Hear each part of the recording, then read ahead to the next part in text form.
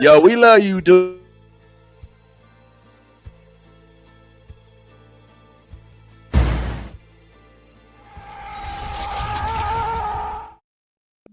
Oh my goodness, I'm sorry. That was terrible. I'm Yes, trying. yes, you are. Yeah, tighten up, tighten up. I could do better. I could definitely do better. Fix it, Jesus. Oh, Oh my God, this is loud. I'm so embarrassed. put the Why wrong are one you on. embarrassed, man? What is he Nathan, doing? if you haven't noticed, Vince loves the show and loves you as a guest so much that he pulled up at a baseball game. He's at a baseball game. Which baseball game were you at? Who you watching? I'm watching the Cardinals play the Marlins down here in Miami right now. Oh, yeah, Miami. I'm in the press box. Yeah, man. You did you watch the World Baseball Classic? You like Canada? You like baseball at all? I do like baseball.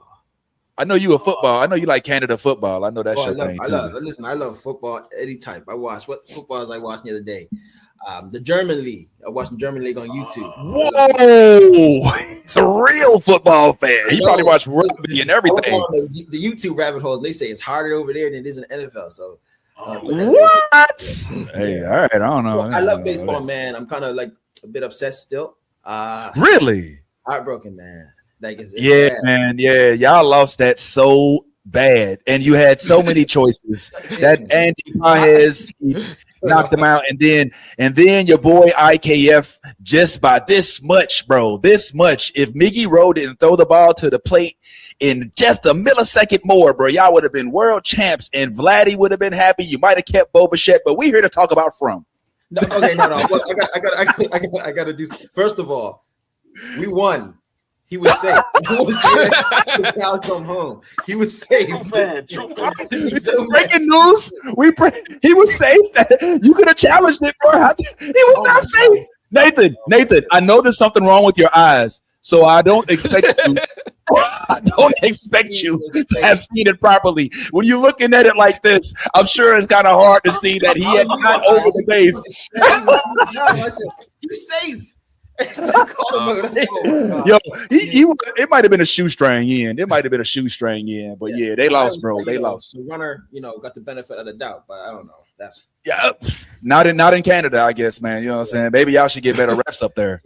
All I'm saying is, listen. We may need better refs, but like y'all gotta do something because the Dodgers are gonna win for the next 5 years. Yeah, on American soil with good old homegrown American men. All the best players. Freddie Freeman, Canadian though. This is a whole other conversation. Anyway.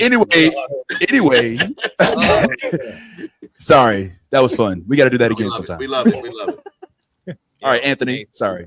Thank you so much. Appreciate you. Thank you so much for giving us your time. Never mind, Vince. I'm sorry. We don't. Listen, I like it. He'll know how to act when there's company. Look at him. As long as he says we win it this year, I'm happy. It's not looking good, bro. Anyway, go ahead. Last year we still made it, so yeah, it ain't looking good right now, though, bro. I'm not going to go into all that. Yeah, we'll talk about it. Sorry, I'll shut up. You know what? Yeah. I'm sorry. Jeez, that was my fault. My bad. Go ahead, Anthony. Take the helm. You got the wheel, Anthony. Nathan, thank you. Congratulations on season 4. Yo, y'all still out here breaking records, making it look easy. You still out here breaking records with season 4. I heard that it did gangbusters numbers, new subscribers all across the US and Canada. So congratulations on a big season 4. Big deal. Clap. All you guys. I just thanks, man. No, I think you took one for the team, but wanted to thank everybody for joining. I see we got a good little audience, and throughout the live stream, I do want to take in some questions from the audience to just kind of see what your opinion is of this season, what fans should be getting excited for. Absolutely don't want you to spoil anything. Don't get in trouble. No. But there's a lot to be excited for, man. Like, I feel like this. I know people say this all the time. Like, First off, listen, I know my hair's a mess and my beard's a mess. Yeah, man. What's up with that, man? Why are you doing this to us? I know. Black podcast not lined up or nothing. Like, that's bad. Just give it Gerald Levert. I'm gonna do your show. They told me I gotta still keep growing this over right now. But yeah, it's bad. I'm like, I was looking black that square at the bottom. But yeah, it's a great season. Like a lot of stuff happens, and like as someone who loves the show and loves the writing and stuff in it, like just actually like answers to some of the questions, and even more than that for me, like the lore is coming to life, like the lore of the show, and for me that's like, yeah, it's beautiful to like to been a part of it, and like just seeing the scripts come out and like looking at them, like, wow, this is happening. Like, oh my gosh, how can that make sense now? You know, so it's a great season. Yeah, it's crazy. It's crazy. So what's it like for you? Like when you first started, you were coming in, you were joining the cast, you were season 2 edition. Yeah. Now you're on your 3rd season on the show, inviting new cast members onto the show. What's it like for you behind the scenes? Are you used, like, is it numb? It's like, tell me what it feels like for you when you walk on set. Oh shoot. Okay, that's good. So my first season, I'm trying to remember. Oh my gosh, man, I aged myself. So years ago. Just joined. So funny fact. So I was working crew on the show. There's another show that the production company held called Washington Black, which is on Disney. You should watch. Yeah. We know Washington Black. Oh yeah. Oh yeah. I had a small role on that, tiny role on that, and I was also working on the crew and some assistant work, and then I was getting ready to move all the way to like, I was planning on moving to like Victoria or something. I remember I was like, I had booked a theater show in Toronto and I was doing a workshop, but at the same time I was looking like, oh, how much is an apartment in, Vancouver or something, right? And all of a sudden I got a call back for the, oh my gosh, no, I booked it. Like I did my call back, went for the workshop, and then like 2 days in, they said, oh yeah, we like you. We want you to come back like that Friday, right? So I was all like kerfuffled, came back, and it was weird because I just finished working with them as crew, and then I came in on the show with all these actors that I like admired the work because I was watching the show the year before, and so that was very weird. You know what I mean? Like very surreal. And then this year coming on, a character like Julia. Julie, Sophia. Yeah, Sophia. There you go. Thank you. Yeah, so Sophia came on. And it's 420. Don't forget it. Sorry, Julia. Oh God. But like, I try to give the same love that like I use character names that like Julie, Ricky, Ellis, and everyone else, like how they, the love they showed me, and they kind of like adopt you in. And so like it was a weird feeling. At first I came in like, oh shoot, I was like, unbalanced and stuff like that. I felt like a giant because I was just working here as a crew, and now I'm part of the cast. On top of that, and then now I felt like almost like weird enough, like a senior, or like lack of a better word, like a big brother, or no, wait, like a mentor type figure. For myself, I felt that, I kind of felt that like I had that duty, to make new people feel comfortable and like encourage them and stuff. But I didn't have to because, Sophia, Julie, is an incredible actor, like very, very talented. I can't wait for you to see the stuff she does. Like she's like creme de la creme. But yeah, it feels good. No, it feels good to be the person that's like seasoned and knows how the machine runs, and like trying to be a support to people that need it. It was fun. It was fun. Yeah. I guess, am I up? Yeah. All right. So obviously, Mr. Nathan D. Simmons, or Elgin, or E. Fury, as I like to call him, of the Marvel universe. That's good. So this season, we were all interested to see how you pulled up, and you sure did pull up. You got one hand like the fugitive, you got one eye like a pirate, and I'm just curious, like now that you have to come in with one eye, there's probably a whole makeup process, right? You got to get there a little earlier and you got to go through the makeup. So talk to us about the difference in coming in this season. How long is the makeup process? Not only putting it on, but also taking it off. Oh man, it's I think I even tell John. I said, "Hey John, I got a great idea. What if Elgin's eye grows back? Because it takes so long to like."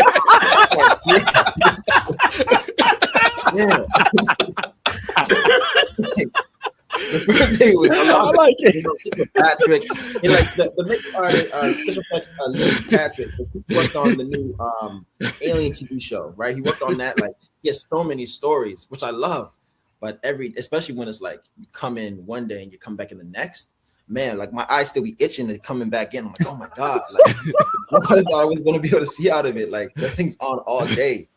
But yeah, it's a fun experience to get the makeup done, the eye on. First let me say this: the process to get to that, remember it was only this part of my eye, right? The process was crazy. Mm-hmm. I thought they said I'm coming in for an appointment just to get the facial features. And so I'm like, okay, it'll be fine. I'm just going to get the eye. But them guys lied, because when I showed up, they cut my whole face in plaster, like the whole thing. And it was crazy because it started off kind of relaxing, like you're getting a mask done. Then he started putting like hot paper mache on, and I just felt the whole world get quiet. Then I'm smelling warm glue. I'm like, oh my God, I'm gonna die for this. I'm trying to see. I'm singing gospels in my head, like, oh Lord, like, man, it was a scary moment, right? And then they want to use a little bit of eye, but even that though, I can't even lie. That was like something I'm happy I knocked off my bucket list and never again. But like, I'm happy that like I get to experience that. Long with that, I know I'm talking too much, so you guys can just wait. I'm sorry. No. One day. No, bro. You're growing up, man. Mr. Wood, man. Keep giving. Okay. So we talking 15 minutes, 30 minutes, 2 hours. What? How long you gotta sit in the chair? Oh, I sit in the chair for like at first it was like 2 hours, and then they got quicker at it, so that turned to like 2 hours, 45 minutes. Yeah, because they put it on, and they gotta paint it and match my skin tone. And if you guys can see, I'm darker here, but I'm lighter right there, and so they have to like match the different colors, right? So it takes a while, and depending when why is that over the summer, I change too, right? Why are you darker there and lighter? What is that? I don't even know. That's my mom. Like, why can't come with one color? Like, geez. My mom from the dark skin. How come I'm dark skin and then light skin? I'm just messing with you, man. Ty, it's on you. Hey, yo, Nathan, it's so great to have you back again, man. We missed you, bro.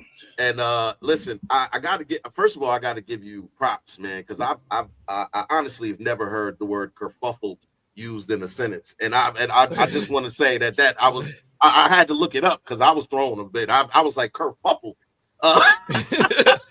Dude, this show gives a college word. I just be saying, I don't even know what that means, though. To be honest, I was like, yo, this is dope. Yo, well, look, man, listen, this is season 4, man. We're finally here. You know, I want to take it back to the beginning too, because this, you know, when you came in as an actor, you know, you came in like, oh, this is an opportunity, and here we are 4 seasons, you know, in. And I just want you to talk about the journey a little bit, man, because we all know it's been announced. The 5th season is the final season. And I kind of wonder, you know, are you like emotionally, like, how does that feel to know that, you know, I started this with not like a whole bunch of expectations, but then it kind of grew into this thing. And now here we are coming to this end. And man, where you at, man? Like, how's that feel? It's weird. Uh-oh. Oh. Uh-oh. Oh, no. MGM Plus was like, that was the wrong question, sir. Nope, I'm here. There you go. Oh, man. You thought he had one eye, but it's really one eye-fi. Please don't jump off. Yo, you froze. You froze. So start from the beginning, brother. All right. What was I saying? Oh yeah, I said, yeah, man, it's surreal. Like, I think I understand more once I get to I guess, the end of this season, But yeah, it's weird. Like, when I started off, I didn't think it was gonna be like all this big, and it's obviously pretty big now. And so if it feels weird, I don't even lie to you. Like, it feels like a dream's book end, if that makes sense. Like, it's been an era.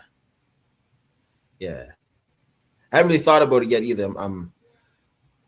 It's weird. Yeah. Congratulations, brother. Listen, this is a milestone that not every black actor can say that they've achieved. You're in a That is true. Yes. Congratulations, man. Thank you. Yeah. You're on a horror show for 3 seasons too. Damn it. Woo. Hey, Yes. Yes. Yeah. Yeah, no, that's that. Yeah, I forgot. That's so. Also, can I say this? This is what's crazy with the show, and I love is that Harold, the lead on this show, is a black man. Yes. And still alive. Right. Amen. And you know what's even more crazy? That his white wife did.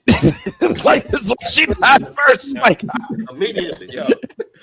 I'm sorry. All right, edit that part out. It's not live, right? We're not live. All right. Sorry. I'm a mess. I'm so sorry. Oh my God. Oh man. All right. Well, listen, how about this? Let me shift the energy a little bit. Without telling us why, is there a moment this season where fans are gonna look at Elgin differently? I don't know. I think people got their minds made up. Some people love Elgin and some people hate him. And I think it's just gonna fall down that route, I think Elgin does have a very interesting journey this season because of everything that he's done, And I think the question, or I guess I'm gonna try another word here. Yo, don't let him do that.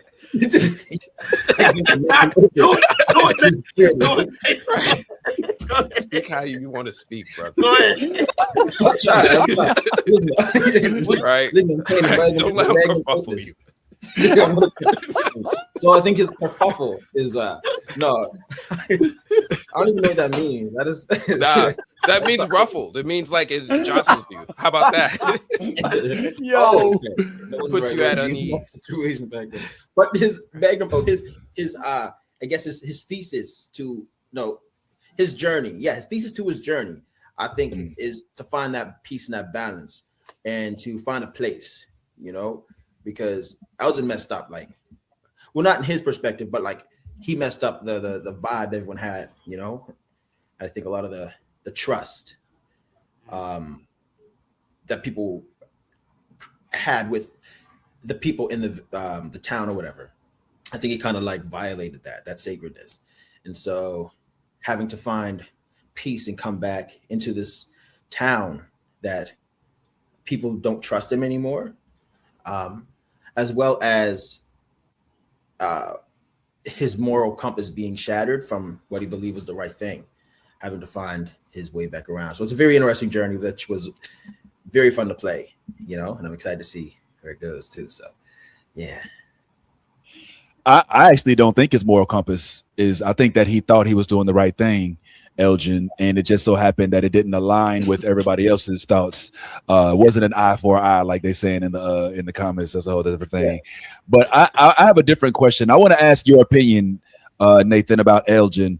And Elgin, obviously, like I just said, he believed that he was doing what it was going to take, from what I'm understanding based on what happened in the episodes, take the opportunity to possibly get everybody home through his actions. That was ultimately what the lady in the kimono dress was trying to convince him of. But my question is, who do you think Elgin has more hatred, or at least harbors more upsetness? That's not a. I can't compete with kerfuffle. I'm sorry.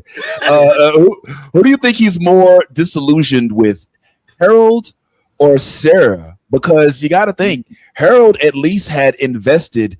This is his son's future wife that you were kind of harboring. So I could understand that, but he didn't take it to the eye. It was Sarah who came in and was like, Harold doesn't understand that you have to do what you have to do. So Who do you think he has more feelings about? Like, who do you think he would probably have more of a sense of wanting to get, I don't want to say revenge, but retribution for? I think, words may sound, I still think Harold, because I think Elgin wants Sarah. I'm joking. I think like he just knows that like him, Sarah and him commonality, right? Hey. So yeah, definitely. He's the boss. No, not Harold. What's his man's name? Boyd is the boss. He's the head guy. And so if Boyd would have just listened, then maybe they could have still gone home. But Boyd interfered with. That's his thought process. Boyd interfered with whatever was happening. So I still think Elgin has something against Boyd, for what Boyd not only did to him, but maybe prevented in a way. Yeah. Yeah. Ty. Yeah, Nathan. This season, episode 1 started off. It was wow. We had this conversation, and we were talking about the way it made you feel, and for me, episode 1 felt like a season finale because not a season finale. Yeah, it's a season finale. It felt just because of all of the feelings and emotions that you were kind of feeling in that first episode. What we see is kind of Boyd doing what they wanted him to do, which was break, and now having no hope. And when I was watching the episode, I realized that hope, that he's a symbol of hope for all of the residents of Fromtown. And now that he's broken, what I see is there only remains one person hopeful, and that's you. You're still hopeful. True. You are still hopeful, despite all that is going on, despite losing your eye, despite everybody accusing you of being this individual that caused all of these problems and blah blah blah. You still remain hopeful, and I just wonder, in this season, without spoiling, like, how is that going to maybe possibly be tested, or is that just something that is embedded in the character Elgin? I think that's a good point there, because that is one thing that is part of Elgin's journey this season, is how it been holding on to that hope when that hope still looks like insanity to everyone else, and how does he navigate through all of that? So there is, and of course, everyone in From gets tested. It's just with Elgin is how long can he hold on to that hope when people around him are testing him, and the creatures are also, or the town is also testing him. Yeah. Do you think Elgin trusts his own mind right now? Yes, actually, which is ironic. You think after what he's been through, he wouldn't, but I still think Elgin still believes that he has done, the right thing. And I think it might be fleeting, but he's still trying to hold on to that belief, right? Because if without that belief, he's just, he could just, I guess, die or succumb to the town itself, right? If he doesn't hold on to that, like how Boyd's wife succumbed to the town when you allow the lack of hope. I'm trying to find a word there, but the lack of hope to take over, Yeah. Well, I'm wondering, because you did have all of these unfortunate things done to you, the hand, the eye, but most of it came because you trusted a weird ass ghost looking chick in a kimono who came in all of these different weird, and so now do you if you see her again, is it on site? Or is it like, you said this was going, all right, obviously you played out the whole season, of course, so I can't expect you to give away anything, but just speaking from a perspective of somebody just somebody who's seen the first episode only, we don't know if you now feel that you've been betrayed by her, or if from the people in the from town just had listened to you, then none of that stuff would have happened. Which side do you think that Elgin lies on? That's a good question. What side do you lay on? I mean, I should know this, because did a year ago. And this is called holding dramatic suspense. But no, yeah, Kimono. No, I think Elgin, believes from his original vision he had, that dream that he had. Elgin believes that is reality. Like that what he's seen means something. And I think someone watching, like I said, I think what the town likes to do is, especially the people who may be connected in some sort of way, it will try to mess with you any way it can. You know what I mean? And so I still believe Elgin knows and believes some of what, the kimono has, I guess, revealed to him or something like that. But like with everything, there has to be some truth in the lie. But I think, once again, I do want to say, I think if Elgin doesn't believe that, then he's going to lose his mind. You know what I mean?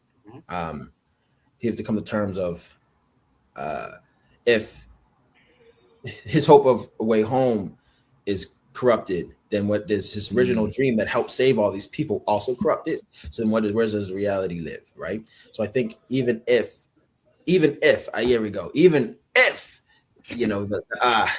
come on, everything was fake, he has to hold on to that little piece of fake, right? Hallelujah. Yes. Yes, sir. Great way to navigate that question. You almost slipped into a kerfuffle right now, man. Nathan, man. Now listen, I think we know where you lie from the acting standpoint, but now let's tap into the fandom, right?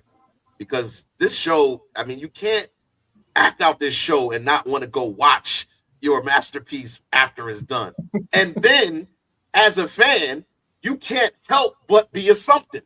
Like, this show makes you want to assume all the possibilities. I wonder what those conversations are like with the rest of the cast when you don't have next season's script and everybody's like, yo, so what do you think's gonna happen next? Like, what, like for us, like, it was the man in the yellow moment. Like, where everybody, like, from every platform is out here with all these assumptions, all these assertions. The man in the yellow, this guy, that. And I just wonder, when you have these conversations with the other castmates, what are some of the things that you guys have assumed and come into the season been like, we didn't know anything about what we was talking about, or maybe he was like, I knew it all along. He was that guy. So I'm just wondering what that's like. That's a good question. Listen, everything the cast we always assume was wrong. It just gets more and more surprising. I was like, man, I feel like sometimes John's just listening to what we say and then saying, and just like writing something. Man, like everything we thought. Only thing I will say, I seen this YouTube video on my YouTube shorts come by, and I was watching it, and I said, how this person know all this stuff? Because I remember having just in conversation, and they mentioned like these novellas that inspired something from the show, right? Had nothing to do with it, but with the story, but like even the fact that the fans picked out something that inspired something from the show was kind of really creepy. Like, jeez. It's weird. Yeah. Without giving anything away, like you're doing a lot. Like, you're doing way more than I thought your character was ever going to do. Not in a bad way, but like, you got your eyes so shut. So that was wild. I didn't see that coming. Man, that was crazy. Oh boy, let me smoke. Can I speak up? Like, give me like 2 seconds. Yeah, go. That was one of the scariest moments. So, Christy, played by Chloe, is a like real life nurse, and so they had an idea to have her actually sew the eye shut. And I remember they put this plate on the eye, right, and only covered this much. and they're like, but action. So I remember it was going through, and then I realized I stopped filming the plastic shield get hit about here, and I was like, God, like this could go really bad. Like if it's anyone else, this could go really bad. It's like it's like she was still working, but I didn't feel nothing blocking it. But yeah, crazy. Now you got me stuck on that eye scene. How long did that take? Like, how many times did you have to do that take? Like, that would give me like so much anxiety. Like, as you're telling it, I'm like grabbing my eye. Like, what was that like? How long? It was scary. It was scary. Good thing is they did build like a real life like body size dummy. Okay. Which I found dope because I was wandering upstairs in the colony house, and I walked out and then seen myself sitting there. So I got real freaked out. But I'm like, oh shoot, that's my dummy. And they used that dummy to practice sewing the eye for some of the scenes, so that they didn't have to do that with me. So I only had like, I think we did like 3 or 4 times, which I was happy for because anxiety was bad. Yeah, it was bad. Just gave my everything. Well, listen, if they had actually hurt his eye, you just would have been a method actor. You know, you just would have been. It just would have been. Oh wow, yo, that's crazy. Yo, don't show it, man. Yo, I don't need to see that, man. I'm getting what's the old boy from Goonies? Baby Ruth. Baby Ruth. You know, Sloth. His name was Sloth. I don't need to see this right now, man. I'm trying. Get that off the screen, bro. What are you doing, man? Stop. Anyway, my question, if you don't mind, Nathan, is I feels like at one point in time, I want to say in the last season, but don't come for me if I'm wrong. It might have been the season before that, but there was a window of opportunity for you and Julie to have like some sort of something, right? You know, y'all was listening to stuff in the basement. And y'all was having your 420 times, and you was all, what's up, Julie? Do you? I mean, obviously, you probably know. Maybe you don't. But do you think that the window of opportunity has been sewn shut, or? Or I'm here all night, everybody. I'm here all night. Or is there a possibility? Yeah, you know, you never know. Or is she just prejudiced against one-eyed men? Like, do we need to come for Julie? Like, should we send, you know, the people for her not being open to having an open mind with men who only have one eye and maybe only a couple fingers left? Can't work. I just can't close it. No, I think she just got, you know, wrapped up into this mysterious rude boy, you know, like the mean, you know, the grumpy guys, that Rando fella. I think, you know, mysterious. I'll try to find the words. Assholeness. Kerfuffle. He went from kerfuffle to assholeness. My word bank is running out. I'm sorry. Come on. Hey man, listen. You know, it's funny that Vince brought that up because I was also wondering about the like whether or not you are afforded a love interest in any of the, you know, goings on of Fromtown, because it's not much to do in Fromtown. It's dodge the monsters, smoke a little weed if you got it, and that's about the gist of it. Yeah. But I did notice though that someone was very protective of you in episode 1. I mean, like to the point where she was ready to shoot a gun with no bullets. You know what I'm saying? To protect you. So I'm wondering if there could be, you know, a little bit of, you know, I mean, hey, you know, if it's got to be a pity, if she's gonna pity you a little bit, but also in there like you a little bit too, because she feels like everybody's picking on you too much. I mean, could there be a love interest forming there? Listen, man, I think sometime at one point, you know, I don't want to say nothing. I don't want to spoil nothing. But what I will say is there's not a lot of doing from town, There's right? It's not. There's not a lot of stuff to do from town. But the only people really making love and stuff is Ellis and Fatima, and they're fighting half the time also. So, if time will allow, if a moment in the season time allows, then I think, yeah, for sure, definitely. Okay, I'm here for it. That's what I just say it for me. I don't know. Maybe next season. Season finale. I was against Hey, Yo, Elgin is hilarious. Yo, I mean, excuse me, Nathan is hilarious. Oh man. Yeah. You'll see. I thought like this season is. Oh my gosh.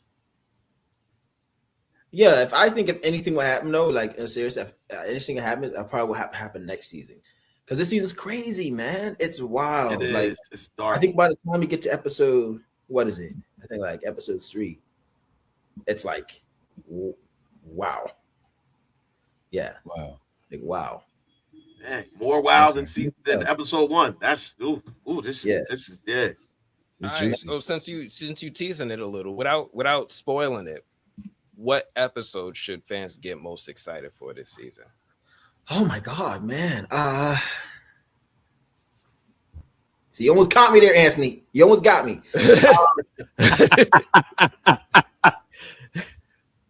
I can't remember off the top of my head. I think episode was maybe 5 or 6. Sorry, I froze. I'm sorry. Y'all still there? Yeah. You didn't freeze on here. Yeah, you fine. All right.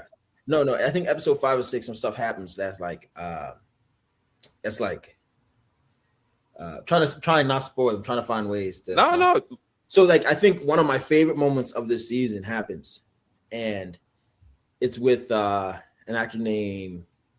I'm not even going to say no names because I'm not trying to spoil nothing. But what I'll say is, it's crazy. And once that moment happens, it's like, oh my gosh, give me a break to breathe. So maybe you should watch one episode. If you're binging it, watch one episode a day. Oh wow. Yeah. Who's your favorite actor? My favorite actor. Oh my bad. I thought he just said he. I thought my bad. I was just trying to put you on the spot. All right, just kidding. All right. So my question is about your well, listen. Let's just say it like this. One of the reasons why we were all sitting on the couches ready for From to pull up is because we started getting the trailers and the previews and all of that stuff. And the overwhelming majority of the cast members appeared in that first trailer, but there was one that was noticeably missing. And it was a young man by the name of Ricky He, who plays Kenny. Now, what's up with that? Yeah. All right, I'm not. I don't know how much of it is, frankly, real or not. But just talk to us about the relationship that you may or may not have with Ricky, and whether or not this is like legit that he was either forgotten off of the trailer or that. that this was orchestrated so that we could see. I'm getting the pro wrestling vibe, but I also get like a legit hold up, wait a minute, like I'm not in this trailer for real. Like, what's going on? Like, just keep it real with us, man. It's just us. It's just us. Ain't nobody here. I don't. Like I said, it makes no sense that Ricky wasn't in the trailer. It doesn't make any type of sense. I think someone did it just to make him mad. Someone had to do it. Ricky's comical. He does a lot of comical things. So maybe someone did a little but that was comical. That is okay. Yeah. Okay. So he's not trolling. He really was left off of the trailer. He was left off of the trailer, and I'm like, wow. I'm looking at that being like, what the heck? Like, I mean, I was there a dude? Yeah. And they saw it and still released it. But anyway, yeah. All right, just tie us on you, brother. Yeah. I'm down to my last one after this. Hey Nathan, the acting on this show is phenomenal. I have to say that first and foremost. And I'm just curious about the environment change, because like we already know that From is a dark series, but this season feels extra dark.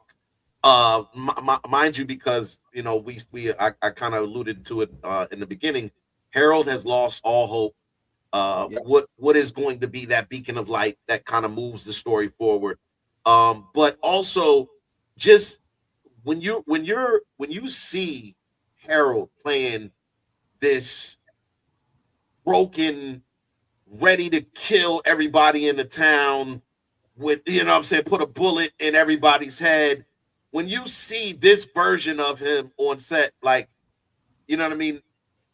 What does that feel like? Because I wonder, with him being such a great actor, does he get into this mode and you're like, yo, hey, leave Harold alone today. This is not, don't joke around. Like he's in his bag. And do you kind of just like step back and just be like, all right, like I'm just kind of wondering how that is. You know what I'm saying? Because he looks scary. He scares me. He scares me this season. They're like when you start talking about putting bullets in everybody in the town's head, it's a little you crashing out. So what do you think about that, man, behind the scene? Oh man, I think the most I've ever been scared of Harold. No, I'm lying. My very first season working in the Peach Truck, like growing up watching this man, I was terrified of him. I couldn't. I got to keep thinking. Oh wait, he does not like me. He's just acting. Okay? What I love with Harold is he keeps it in the room. So I've never seen him, like, of course, when he's really, I guess, feeling it sometimes. Yeah, he may step away from everybody else. Ooh. But until he gets a break. But like he's such a professional, man. Like at the end of the day, the way I want to be as I get older is acting is is an art form, and the beauty of it is that we get to storytell, and that should be fun. And watching him, like, he really enjoys like that process, and he can get in, and he's super present. And then when it's over and it's to the time to leave it, he leaves it. And so it's back to like laughs and jokes, and then it's back to that heart-wrenching like darkness right after. So but I don't think that's like in every set. I think From is just like very unique in that way, where it's such a heavy show, but like the cast is just like, they just like, enjoying each other when they're not filming, right? And also when you have Cortion and Ricky, like, you're gonna, oh man, listen, if you guys can get Cortion and Ricky on this together, or even one of the other, like, man, you'll see what I mean. Like, geez, when they got them two, pardon me, but them two. All right, well, thank you so much for giving us so much of your time. I'm going to make this my last question. If you don't mind, I'm going to let Vince and Ty ask one more question. I don't want to monopolize your time unless you got time. I'm chilling, man. But I got to ask this one before you go, because this is one I think is a safe question to ask you, but you let me know. Great. There's this popular assumption that the town seems to recycle roles. So looking back at Elgin now, do you think he stepped into a role? I mean, that thought crossed my mind in preparation. There's certain other characters through the season that would appear at certain moments. I was like, oh, that's most likely Elgin. You know what I mean?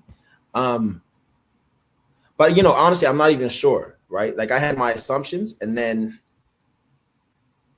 going through this season, I'm like, oh, geez, then I have no clue. Like, my mind's going somewhere else now, right?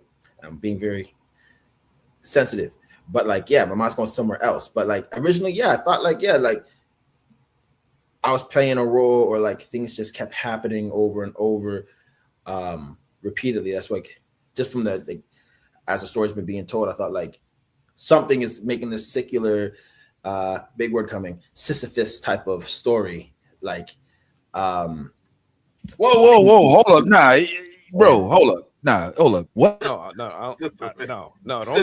don't do this. You know you get called out all the time, Vince.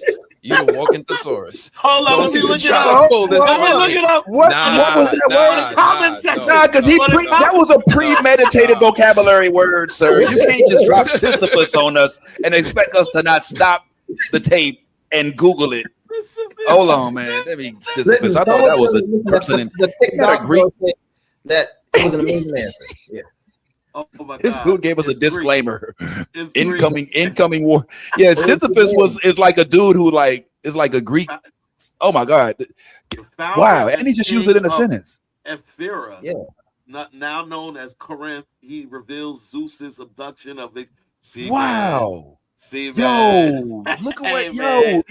Look, that Canadian education, boy. That Canadian education is real, man. I'm about to move, man. I'm relocating. my kids need words like this, and they like Sisyphus. He's sissified. Sisyphusified. I don't even know the story. Sorry. I interrupted you. I'm so sorry, man. Were you even finished with the answer? Because I just was so befuddled and shocked and appalled and flabbergasted.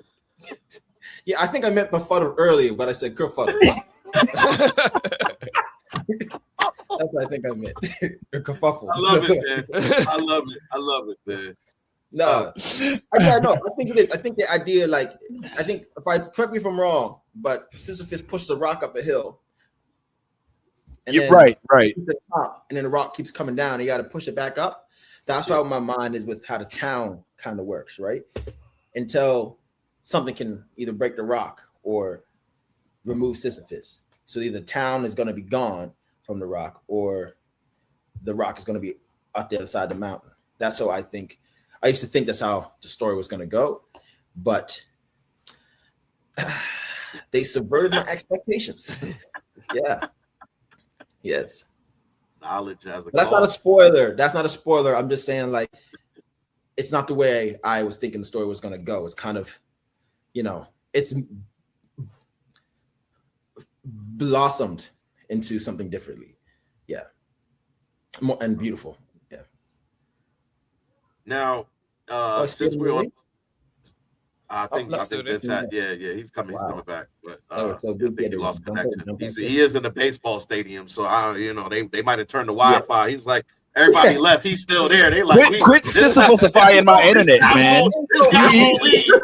He's Sisyphusifying my Wi-Fi. my internet is shocked and befuddled and kerfuffled right now. Nah, yo. So I want to first of all shout out to the live stream audience. Big up to y'all that are watching. Shout out to Gothic Chica, Mike, and everybody, especially the regulars that pull up to the New Blurred Order on Saturdays. Somebody did have an interesting question though, and I'm sure you know the answer, so you probably can't give it away. But what type of fashionable items are we looking to use to cover up that eye? Are we talking eye patch? Are we going with glass eye? Are we going with like scarf? Are we going to do like a whole like Saget from Street Fighter type thing? Or like, what are we doing? Like what's Louis Vuitton? What are we thinking here? Yeah. No spoilers. You'll see episode 2. You'll see episode 2. Okay. All right. Now I'll just let that be then. 10-4. Episode 3 or 4. Episode 3, 4. Yeah. One of them. Yeah. Very nice. I can't say nothing. All right. I will experience the way I got to experience. Okay. Yeah. I did ask for an eye patch. Okay. I pressed hard for an eye patch. Yeah. I pressed really hard for an eye patch. Yeah. It was going to make you walk without one? I was asking that before you started shooting.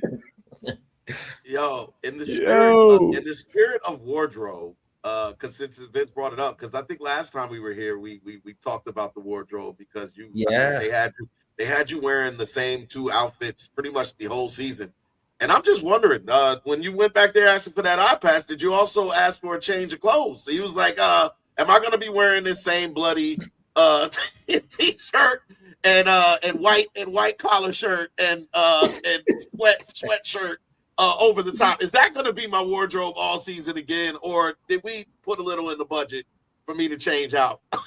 There's a bit, I guess I only spoil it, yes, because I'm so happy. I got to choose a bit of a different outfit. Thank you. shoes. And I'm wearing the pants that I wanted to wear. And that's all I'll say. That's what I'm talking about, man. The pants were my choice. I was like, please. Those mouths don't get bad. Exactly.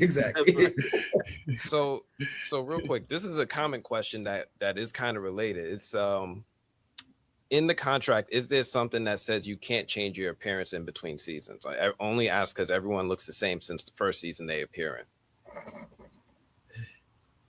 Not everyone, but yeah, usually the contract you can't change. Unless they like you a lot, you can't change. What happened? I think beginning of this season. That's why my hair's still like this. So I'm doing a theater show, right? And it's like it's a farce set in 1800s, and I wanted to get this down. At least I wanted to hide, like a nice little high top fade or something. So then I'll like swoop it over some like or whatever. And they were like, no, make sure he looks the same. So I'm still got this here. So maybe that's a bit different. But then in 2 months, 3 months, that's going to grow in and back to it. But I got y'all back filming in 2 months? Whoa, hopefully. Yeah. Jeez. Like, summertime is so I'm hoping. Don't push us back to the winter, man. We shot once. Never again. Never again. Yo, right. So Nathan, I came one time with a fade, just like a regular temp fade. It's just growing for the show, but a regular temp fade, and they had to put a bunch of filler. What's that stuff that when your hair thinning or whatever? And that spray. That spray. They put that spray on. Yeah. Oh, it's irritating. I kept doing this. And they were like, jeez, man. Oh, shit. I feel bad when them guys be getting the outlines, and I'm like, oh, man. I could never. I just be sitting there like, my whole hairline gonna go that way. Nathan, you said you have a theater show that you're doing right now, but I'm just wondering what else do you have on the horizon that maybe you can talk about? Maybe what I'm saying, like I want to check out other projects if I can. All right. Well, I don't know. One show I did is called 0 to 60 Driving Academy. Had a season 2, okay. But it's hard to find right now. Hopefully, they're working on changing that. But really good show, really funny show. Funny, yeah, it's a funny joint. Yeah, it's really really good. And I'm really happy with how this season turned out. So hopefully, that can get to a wider audience. And this show, on the theater show, man, I want to say this. So the girl that plays Clara on the show, she wrote this, right? She's an incredible comic comedian writer, like super funny. And she wrote this farce, and I'm so happy that they're allowing me to step in and play one of the leads. And it's so funny. It's a farce, so there's a lot of running, falling, physical comedy, that's new for me. So I've been learning a lot. My body's beat up over it, but like it's so good. Yeah. If you're in Nova Scotia and at any time the next month, 2 months comes through, drink on me. Yeah. Hey. All right. Yeah. Hey, don't tempt me. He will pull up. Man, Yo, come through. John to let me come. I will. I'll pull up, man. Yeah, man. I mean, I don't really have no more questions, but I just wanted to see if we could get a full solo layout shot of Nathan and have him sing something real quick. You know what I'm saying? Because he's got the R&B vibes on real slick right now. And I just get the sense that, man, he's giving you my body all over your body. All over your body, girl. Let me He gonna kick it. He got you. I be saying this how I be saying this how I really sound. Lit. That's what we say in Mexico. Lit.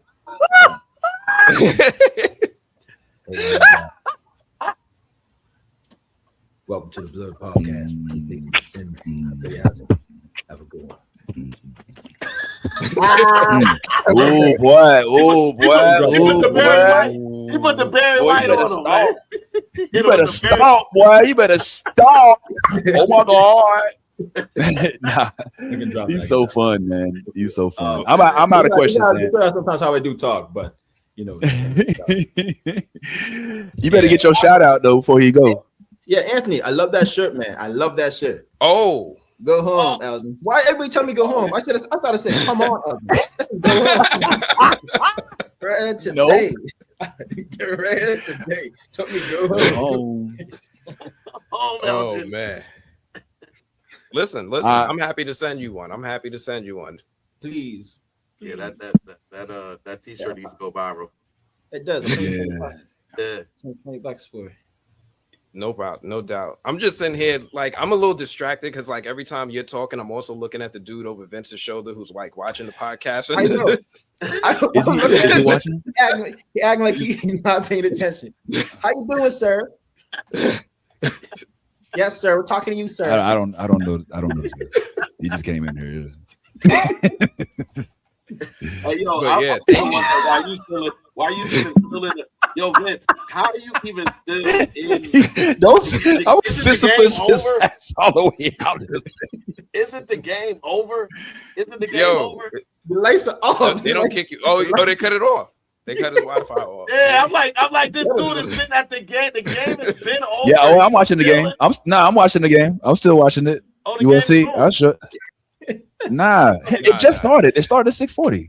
Oh, I didn't know. I thought the game was over or whatnot, man. That's what's up. Oh, okay. Oh, wow. Right on. Look at this, man. Wow. Look at this, man. All right. Yeah, That's man. what you get.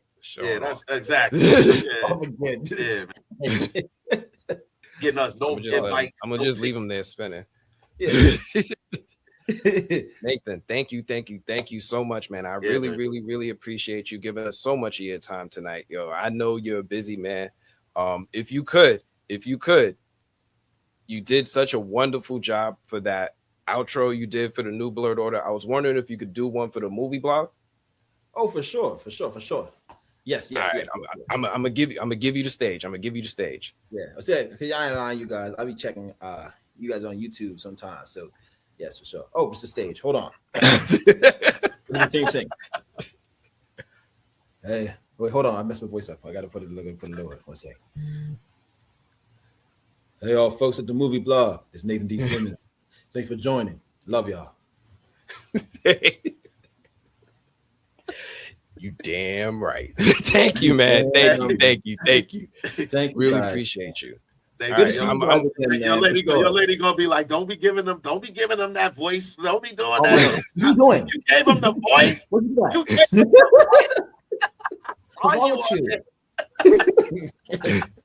Nathan, you one of the homies now, man. You like, yo, you no longer a guest. You one of the homies, man. So when you pull up, you get your own drink.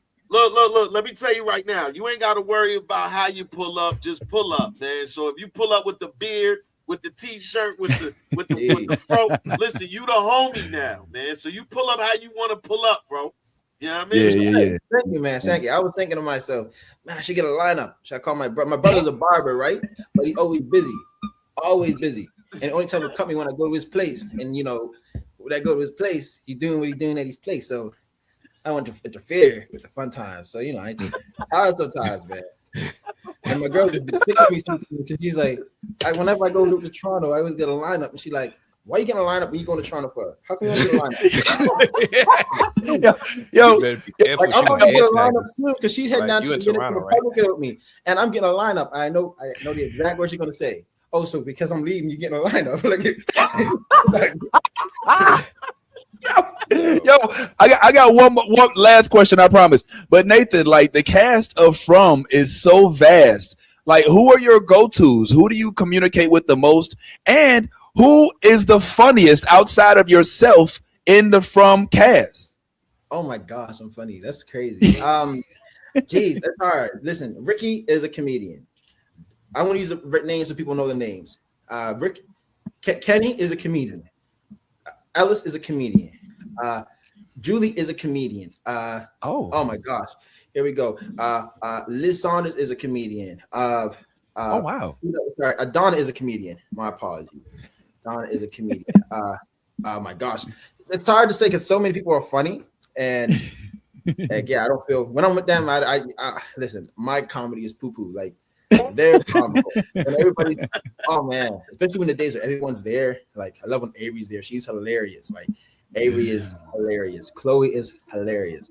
It's one of those shows, man, where like you'll be surprised seeing the cast outside of the set because it's like we're filming two different shows, it seems like, right? Wow.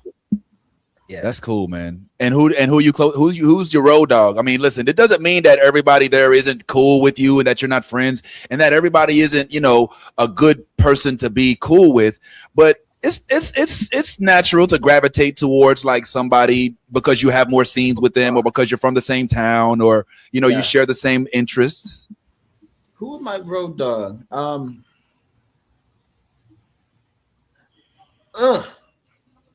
If it ain't nobody, I got road dogs. I got road dogs for sure. People always find myself stuck with.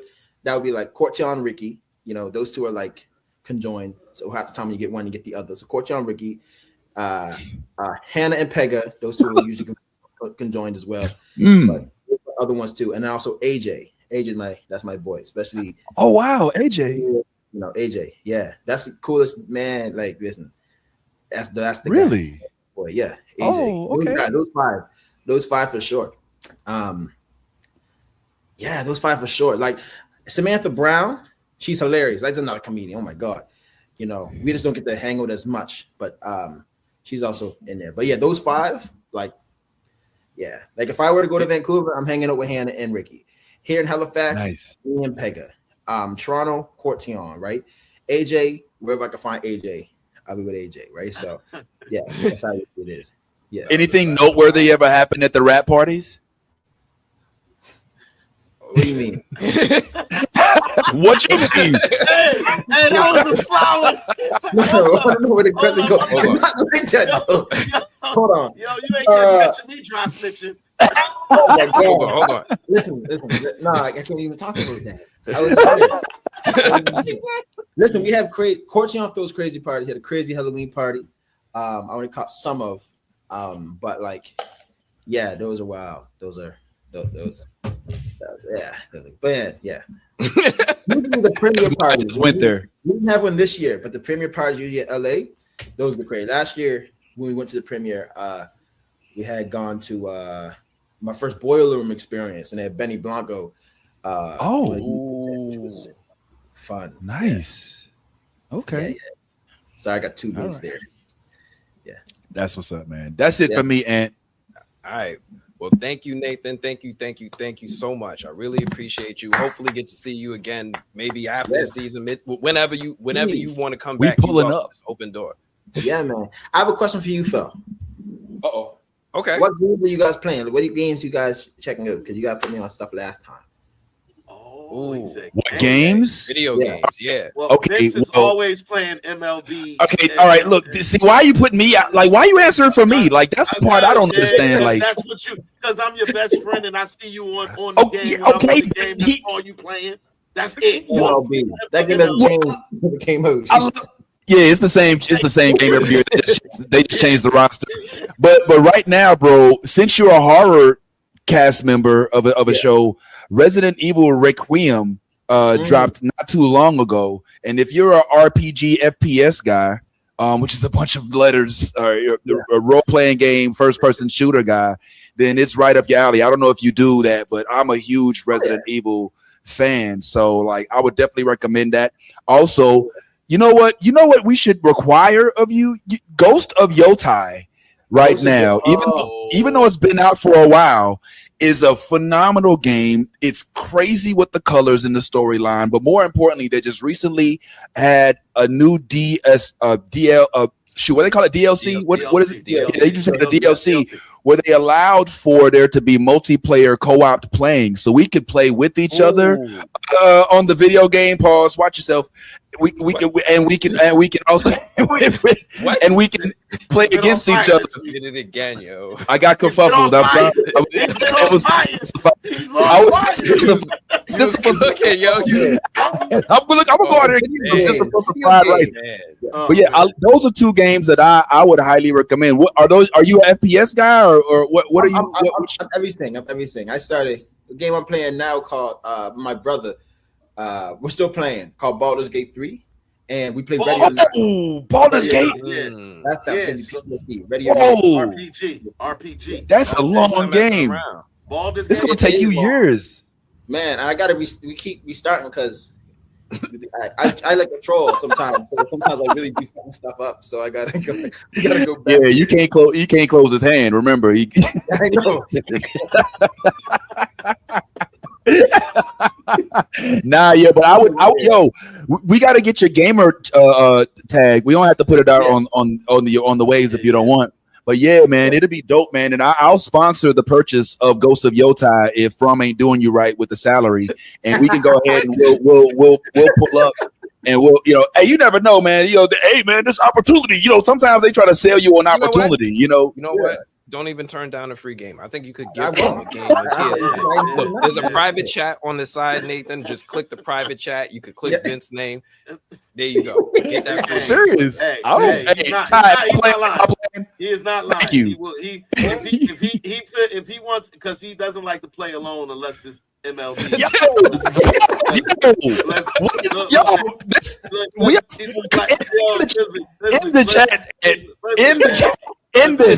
In this abort mission.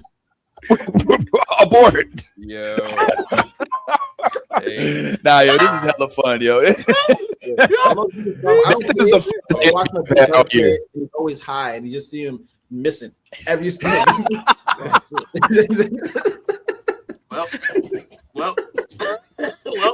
Well, you gonna get in just fine with us, hey, you'll be in very familiar territory. I promise you that. I promise you that. I promise you. Hey, Julie, what you doing tomorrow night over by the pool? Oh, shoot. That's it. So, yeah, man. That's it, bro. We are true gamers here, man. So yeah, man, definitely got to get at you. And then here you go again, man. What's the score? It's 0-0. Not the Marlins. It's 0-0. Nah, it's not the Marlins. It's not the Cardinals. Yeah, it's actually 0-0. No hits, no errors. 2 ABS challenges so far. I'm cool with that. And turn it around. It died. He gave it a ride, but it died. Mind you, this has been at every baseball game, mind you. He thinks every at-bat is going out of there. Yo, you know what? They don't understand the pressure. I'm at the Blue Jays game, and sometimes the owner will stand up going, no. Yo, but that's it. Time. Yo, I almost called this dude Elgin, yo, I swear. Yo, I'm pulling up to Rogers Center, and me and you gonna hit a Blue Jays game. And I got you. You know what I'm saying? Because I know From ain't doing you right. You know what I'm saying? I want you to keep them dollars, man. I got you. Yeah. I want him to save that money because it's the final season coming up, man. So I want to make sure he's good, bro. You know what I'm saying? I know. Right, let me think too. See, this is how the Godfather starts. My car broke, so like you got upgrade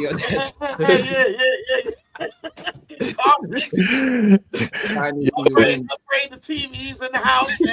Yeah. Internet, all of the media booth next to me hating too, bro. They keep giving me the side eye, but whatever, they'll be all right, man. Shoot, I'm media too, ho. Exactly. I'm gonna go look. I'm turning on TSN. No, I'm gonna say, wait a minute.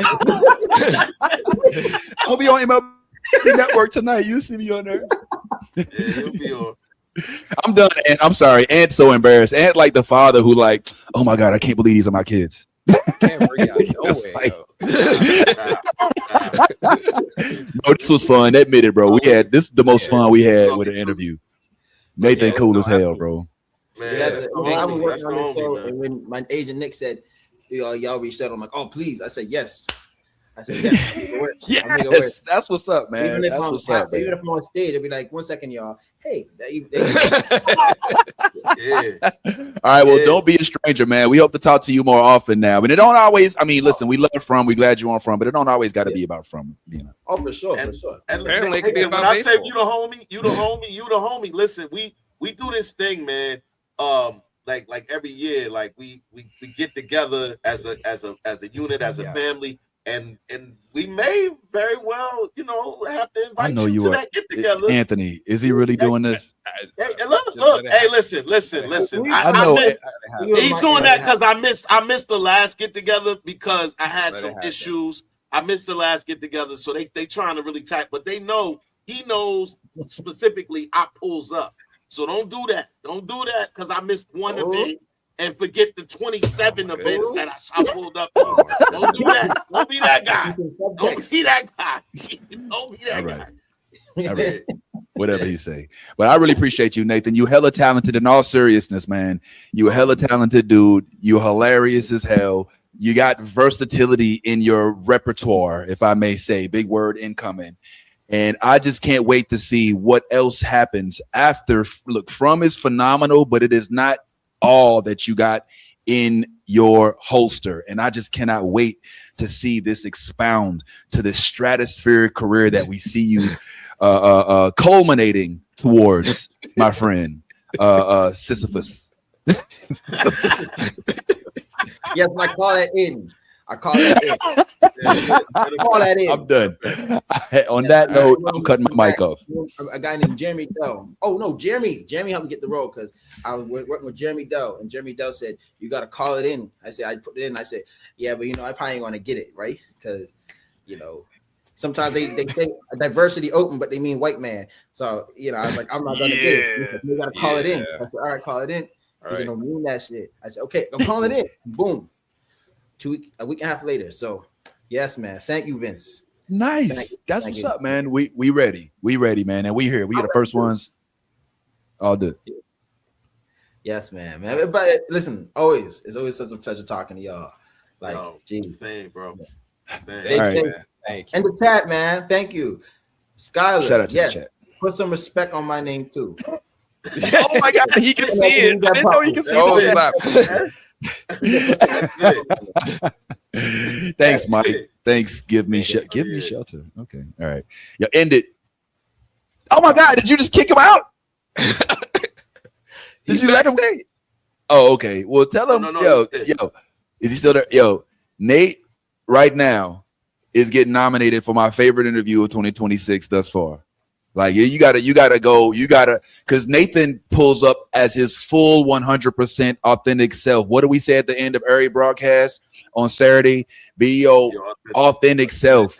And you could tell that Nathan is not. And listen, I ain't throwing shade at nobody, I promise you. But we've interviewed because Ant's been gracious with his resources. We've interviewed multiple cast members, and you can tell that there's some folks who are trained well in media and conduct themselves as such. Nathan pull up like one of the homies, like he's just one of the guys. And I mean, and he was even more comfortable, it felt this time than the last time we spoke with him. And I'm so happy about that because there's nothing wrong with being your true authentic self, even if you get a little kerfuffled every now and then. You know what I'm saying? That's it. Vince trying to piss off the media people behind him. Yeah, I don't even notice. Oh, it's too late. He looked over and they was looking back at me. I was like, and it was like, monologue. It was like, we're in a baseball game. There's gonna be a complaint form that is sent in on behalf of. No more live streaming from. He was loud and belligerent. Say what you want. No, Look, I'm the same. We the same ass media. Don't sit there and try me. Look, I'm media. Yo, you're supposed to show us what they gave you, what kind of food, what kind of drinks, what you get in the box. Oh, you want to see that? Yeah. Okay. All right. This will really piss them off. All right. Hold on. I gotta change my mic. Then I gotta change my mic. Hold on a second. You gotta go. Can y'all still? To the food. They don't let you have food. Oh, he's got to go to the Wi-Fi mic. They don't let them have. I don't change the Wi-Fi. I just got. All right. Go ahead. No, you got to. You're so stupid. You're so stupid. All right, I'm gonna take off. All right, hold up. Y'all gonna get me in trouble for real. All right, hold up. This is gonna get yo. All right, hold up. All right. I'm like a whole idiot. All right, so this is my little press box, and I'm gonna hope that don't nobody come in here and steal all of my phones and laptops.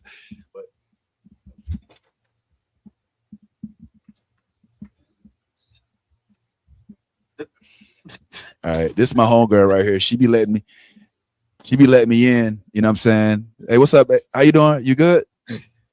All right. Sorry about that. She's like, what? Man. Did you ask me? She was like, I am She eating old my school, food, like, sir. I am eating, and Yeah. you are. She like, nigga, who is you? That's what she said. All right. And then we come down the wall of like this, the wall, like they got all the Marlin stuff, like all 3 of their good years of existence. No disrespect. Nah, they had won the World Series a couple times. Y'all know Dontrell. Dontrell, one of my favorite MLB commentators. I gotta say, Dontrell Willis. Oh yeah, man. Royalty, baseball royalty. Yes. That boy could throw a ball fast. Yeah, and I love how he talked in when he does his coverage. All right, now they go. What's going on? All right, so this is the food part. All right. Oh. Yeah. Oh. That's a whole little thing. Okay. All right. Okay. Well, honestly, you can't really see. I don't want to get all up in their face because I don't want them looking at me funny. I mean, you walking with a laptop and microphone. Yeah, that part. And yeah, I'm getting them looks too. Trust them looks is at me, boy. Believe that. Don't be scared. You take them on 15. All right. I'm gonna do one last little walkthrough. I'll go see if I can show y'all this. But this the part. Right? This Didn't we have the part. This? Why not? Hold up. This is the part right here. Hold up. Not open to the public, sir. Yeah, it is now. Right.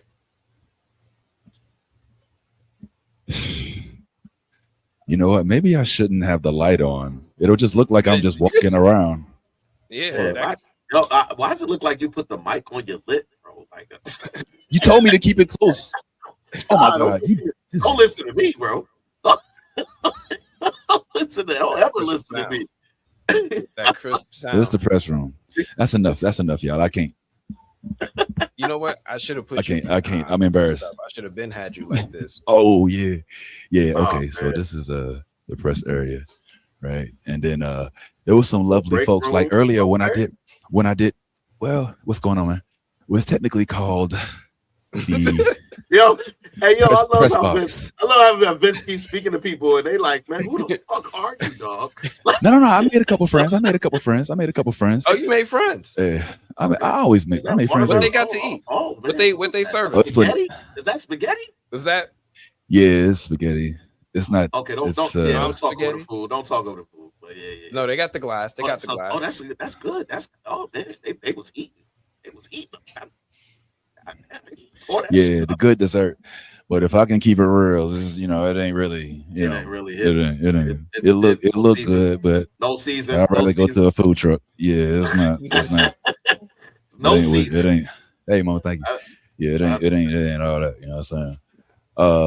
So yeah, and now, like I said, like earlier, when I actually did my interview with Jordan Walker, I had my camera on a stand, and 2 lovely journalists from another network held my camera. First of all, I did my first interview, and I didn't even have the camera on. No. Yeah, that sounds about you. I was so angry. And like one of the Latino journalists, she's like, wait. And she cut it on for me. And I had to start the interview over. I was like, Pedro Paez, I'm so sorry. Can I ask you that question again? He was like, yeah, it's okay. So I asked him the same question again, and he answered it again gracefully. Hey man. That's love, man. Then when I asked Jordan Walker, okay, so I had set it up so that I could talk to Jordan Walker, but I don't have a cameraman, Ty. So I had to sit here and wonder whether or not my camera is got me in pick, because I can't look at the camera screen and ask him questions and hold the mic to his, you know what I'm saying? So I had to like basically, I could do this. I'll give you this view. So I had to basically essentially I just had to like hope that the camera angle was in focus, and it wasn't. It wasn't. Yeah. So when I looked at my footage, I noticed that one of my fellow media members who like just treated me with love, this other media outlet, it's like a Spanish outlet because they were asking all their questions in Spanish, but they had took my phone and they actually like, hold up, let me show you. So watch how this interview progresses, right? So I'm here with Jordan Walker. You see how I look right there? That's how the whole interview would have been. But watch how it progresses, right? I'm gonna keep the sound off so you can't hear it. But see, look, and then you see how it zoomed out? Oh, because that was them doing that. Yes. If they weren't there, they was like, this nigga don't know shit. Help him. He don't know no better. He don't know no better. That's really what they saw you over there fumbling, and I appreciate that. I like that they came and saw you fumbling and was like, honestly, let me legit. show you. Dead ass. I'm not even playing. Like, I was like, yo, I got a drink, like whatever y'all want. They was like, nah. They was like, yo, we gotta look out for each other. You know what I'm saying? It was like, I was like, all right, well, I don't know what I could do for y'all, but let me do it. Whenever I get a chance, they're like, don't worry, we'll see you. And I just saw him, like when I went into the press box, I saw him and they looked over. That's why I waved at. I don't know if y'all seen that right quick. But yeah, like we cool now. And I also spoke with, I don't know if y'all know Danny Wexelman. Like me and Danny tight now. Like we essentially cool. We like best friends. Me and Danny, like that's my homegirl now. I was like, yo, Danny, what's up? It's so nice to have somebody from the Lou who actually is covering St. Louis baseball. Like, come on, Danny. And Danny done held my hand through this whole little ordeal. She's like, yo, this is what you want to do. This is what you don't want to do. She's like, if you're going to interview somebody, then you don't got to be fake with them. Just make sure you're authentic. Be yourself. Let them know what you're about. And they'll want to, So I was like, yo, I took that to heart. So the first thing I asked Jordan was like, yo, what it feel like to be a strong black man in the baseball? He was like, yeah, we need more black men in baseball. So I was like that. This is when I asked Pedro Pages. Now, if they didn't come to me and say your camera is off, this shit would not have happened. Would not have happened. I literally had to I was like, oh my God. Cut it on. I was like, yo, Pedro, can I do it again? He was like, yeah, go ahead. So he did it again. So yeah, man, I'm still getting my feet wet. That's what's up, bro. That's what's up, man. You got to crawl before you walk. And the fact that you got people around you in the same industry, now, because typically it's a competitive field. And some people want to do some, that. But the fact that they looked at you, and really, I think it's they probably looked at you and was like, "Where's he from? MLB Bros? Oh, okay, yeah, let's give him a little hand. Let's give him a little hand. You know what I'm saying? That's how media sons other media outlets. They be like, "Oh, where you from? Oh, you MLB." Oh, he didn't even have his camera on. Yeah. He don't even. He's here by himself. He doesn't even have a crew. Oh my God! Like it's so adorable. You know what I'm saying? It's I'm sorry. Hey. But yeah, man. Bro, so that's what's up. Yeah. That's what's up. Let me see. What inning is it? It's only the third inning, so we still got plenty of time, man. I'm happy that it's 0-0 because I have I have the relief pitcher, Riley O'Brien. You got Riley? Yeah, Riley's good. He probably gonna get traded. Yo, I feel kind of bad because I picked Max Meyer. I hope not. Ooh, I picked Max Meyer, and he's Riley's against really the Cardinals. I was like, oh shit. But yeah, Riley. Let's not get too crazy in the baseball because this is not baseball. Okay, sorry. Let's save our. Is Nathan still there? That's why the Blue Jays is terrible. Oh, he's gone. Okay. He's gone. Nah, Nathan had to go get a cut, man. He told y'all, man. He was like, look, man. Shoot, I called my brother. He was like, nah, not right now, but come over later. We'll play the game. Hey, yo, put your hair, nigga. A couple things real quick before we get out of here. How we do it? There was a few moments in that interview where Nathan did his damnedest to make sure he didn't spoil anything. And I don't even mean just about the show. Like when I asked him, I was like, anything crazy happened at the rap parties? He was like what? And I was like, he's like, what have you heard? Yeah. What you mean? Like what? Crazy nigga, what the fuck is you talking about? You know what I'm saying? I respect that answer. I respect that answer because that knows I can party with him knowing that my business is safe. Right. Hold up. This sounds interrogation right there. I don't like that. And then he was like, when we asked about the eye patch, he was like, watch episode 3. It's like, you supposed to be saying you can't say that. You can say that. But it's not like he said, yeah, in episode 3, I'm going to be wearing a satin 3,000 count thread a pillowcase on my, like he didn't say nothing like that, but he was as revealing as I feel like he could be, and I think he did a phenomenal job of navigating through our piercing questions. Yeah, because I listen, we all I think were guilty of trying to get a little bit more out of him, and it just kind of makes me believe that there is so much going on in this in this season that it like he was like, I don't even really want to open my mouth because I'm gonna let something slip. There's so much stuff that's like he kind of alluded to it in the initial question where he said a lot of questions will be answered in this season. So you know what I mean, like I think what like I said when it comes to the platforms, we all are very assumptive. We're all very watch the episode and then we dissect it and we come up with all of these conclusions. That's the fun of it. That is the fun part of it. But I think the more and more we do that, the more and more the writers let us know y'all don't really know shit. You have no idea. Y'all really think y'all know something, and y'all really think y'all really don't know nothing. And I love it. I love that. That is the beauty of this show. And again, man, this interview didn't feel like an interview. Like what I said, I'm always real with it. When I said he's the homie, he feels like the homie. Like he pulled up to come kick it with us. And you know what I'm saying? He was like, I'm excited. You know what I'm saying? Well, he was excited too, bro. Like this is like just know that was a mutual thing. So like we were just as excited because it's like, yo, my homie. I ain't seen my homie in a minute. Yo, we gonna talk, we gonna rap, we gonna chalk it up and have fun. And bro, yes, that was one of the more fun interviews to have where we just it was just like jokes and roasting and all of that. I still feel like we didn't address the trauma that it has happened to Elgin. We didn't address it. He mentioned it.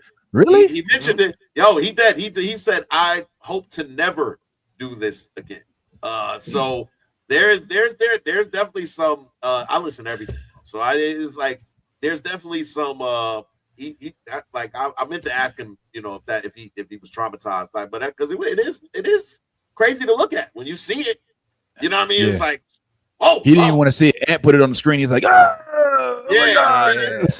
When you see it in the episode, where he's bloodstained and he's got all of this, and then it's like, oh God, but you were spot on because I said the same thing when I said it. I said what they were going for the Goonies look. That looks like my man from Goonies.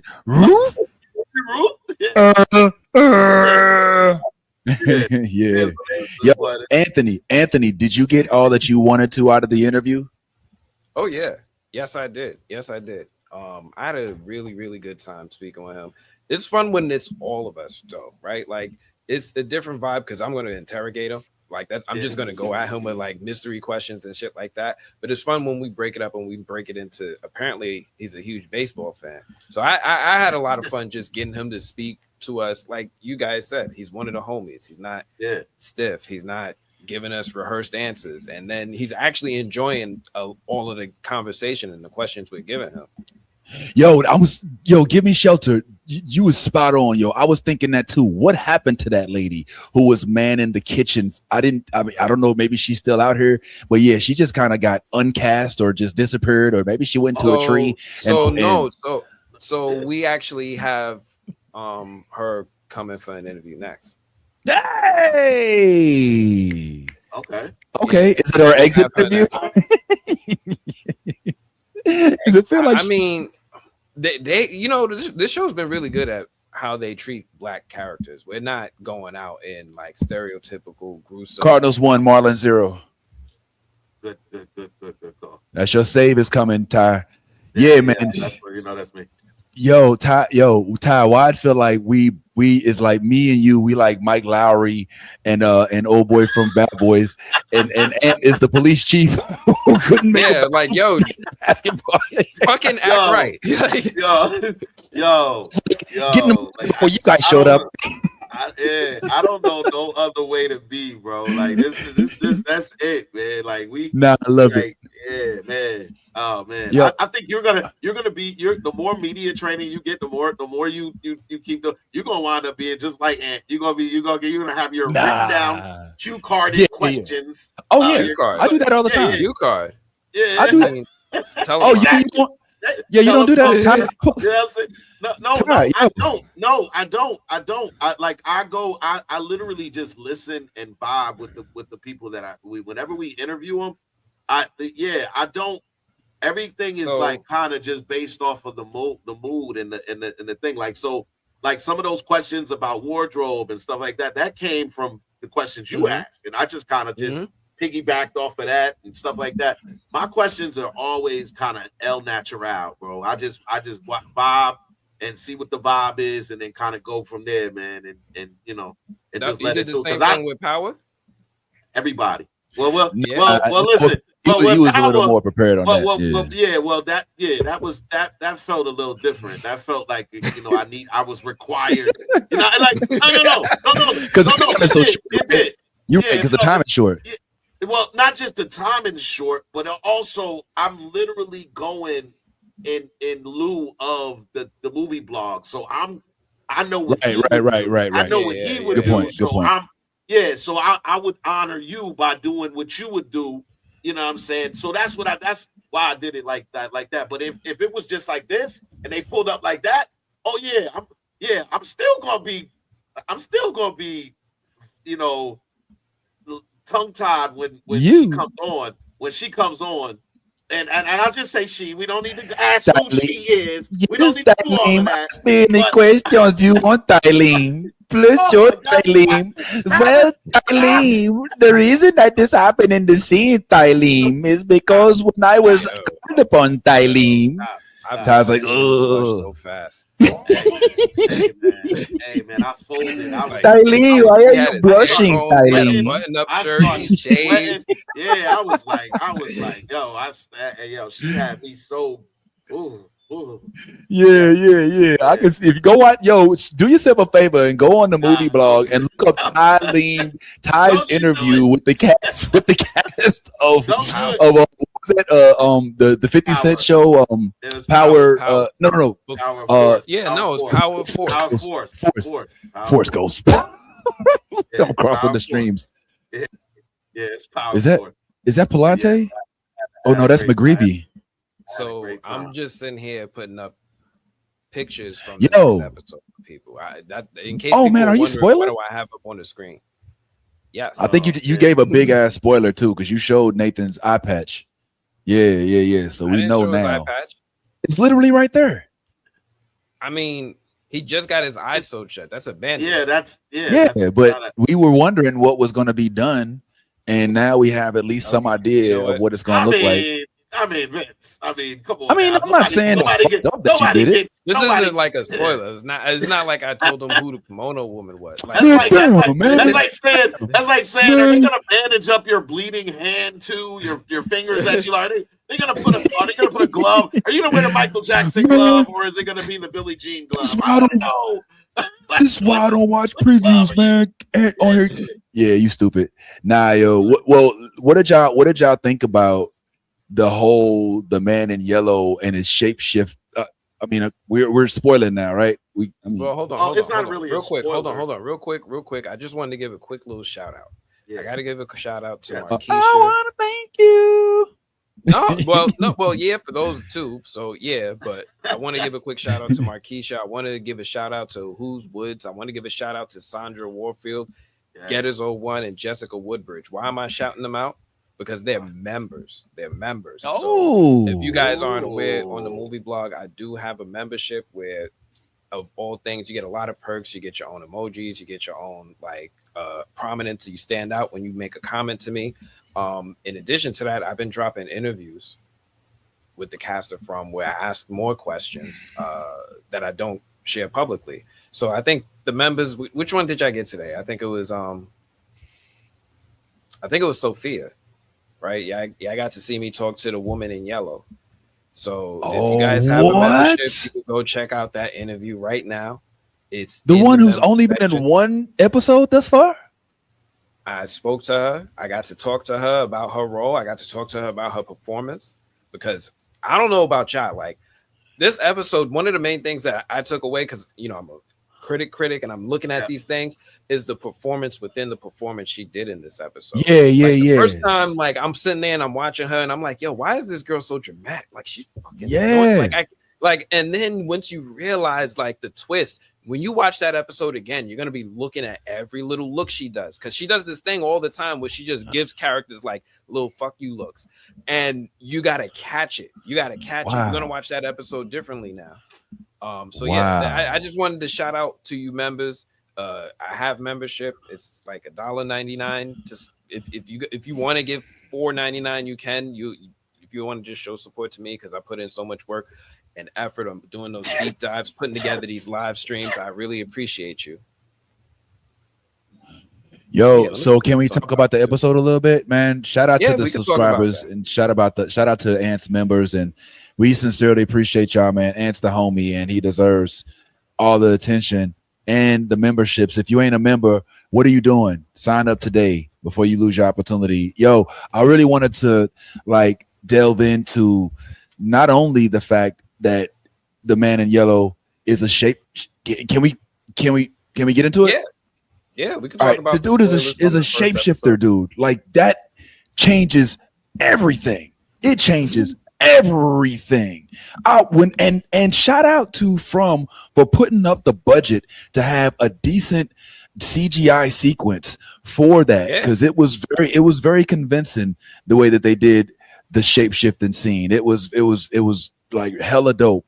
So it got me. Yeah, man. It kind of, what did it remind me of? It reminded me of something else.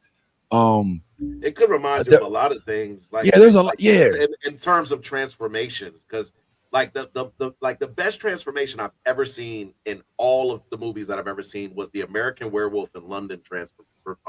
Oh wow! Have you ever saw that transformation where he transformed from Thriller? Is that better than Thriller? Transformation wise, yeah. Yes. Well, yeah. American Werewolf was pretty nasty. That was the best transformation I've ever seen in terms of on screen transformation from something to something else. And I think they did it seamlessly in this one as well. And because they simplified it, right? They showed you him, then they showed him contorting, and then they showed you her with the so they didn't do the whole, you watch it, you see some contortion, and then then it pans away and then it comes back and then that part. What you mean give me shelter? What you mean, Tilly? This is From, not Star. What is they talking about? Star Trek is a whole different show. But the other thing that we didn't talk about,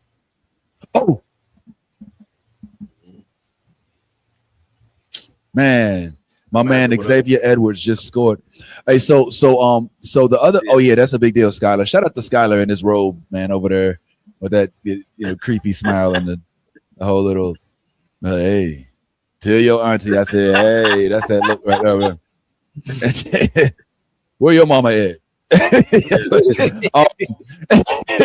Hey, son, where your mama at? Tell her. Hey. Nope. Anyway, so what about the fact that and what's his name? The main character, the father. I can never remember his name. Oh, Jim? No, not Harold. The father of the family that came in. Jim. Is it Jim?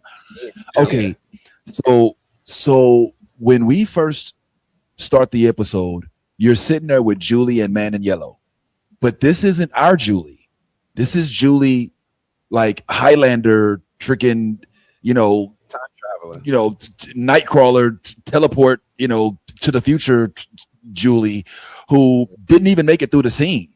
Like halfway through the scene, he whisked her away or something, and she just went away. And so now, I guess is the shorter hair how we distinguish like future or time traveling Julie from our current Julie? And why is it that if that is time traveling Julie, why doesn't she know that Pops is gone? Like, shouldn't her consciousness? She knows that he's gone. No, she came up and she said, "I think this is when it happens." That was the first thing she said to him. I think this is when it happens, and she tried to. Are you talking about long hair Julie? I'm talking about long. I'm talking about. Yeah. I'm talking about the Julie in From Town, not the one in the woods. Julie that was like, because remember, little man was like, "Why is Dad dead?" Yeah, she's just like, "Is Dad dead?" And she's like, "No, he's not." And then the mom was like, "No, he's just out of it." Why would they know? Well, because Julie is the same. It's still Julie. right? No, I mean, I get, no, but no. no. Is Julie from the future? What's my white boy? We got a Back to the Future. This shit for you. Yeah, because remember, I just because listen, remember what he said specifically, the man in yellow. He said, when did you come from? Not where did you come from. he did say that. When he Yeah. said, Like, when did you come this from? time? Yeah, This when time. did you come This from this time. time? Yeah, he's like, we gotta stop meeting like this, which Yeah. means that she's of the course over the course. This is a thing that has been played over and over again. She is trying to stop her father from getting killed. But at the very beginning of the trailer, you see the conversation that Julie is having with Ethan, where Ethan says, you're a story walker.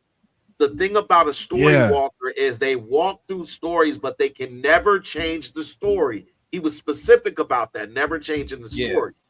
But what does changing the story mean? Right? So I guess I would. Here's the thing. Okay. She showed up. She touched her father. She spoke to him and he interacted with her. She was there. She didn't change the story, but I think it's almost like Spider-Verse. There's canon events. There's certain things that have to happen. Mm-hmm. And instead of like being able to change those canon events from happening, I think that she can influence or introduce things to also support those things that are happening. So I think I put this out there. I had a theory that Julie, and with help, is trying to not change what happened in the past, but maybe reposition things where people end up on the other side after things happen. So like, I think there was a story in The Flash where it's like, what if the Flash grew up the way he did? His mom got killed by Eobard Thawne, and he grew up to be a really hopeful hero. He was like super great. But then Eobard, the Reverse Flash, went back in time and was like, all right, fuck it. I'm not going to stop you from being the Flash. I'm not going to make you kill you as a kid. But what I am going to do is I'm going to take away your best friend. I'm going to make his family move away. I'm going to make it so that those friends that you had growing up as a crew, I'm going to make it so that their parents never met. So they were never born.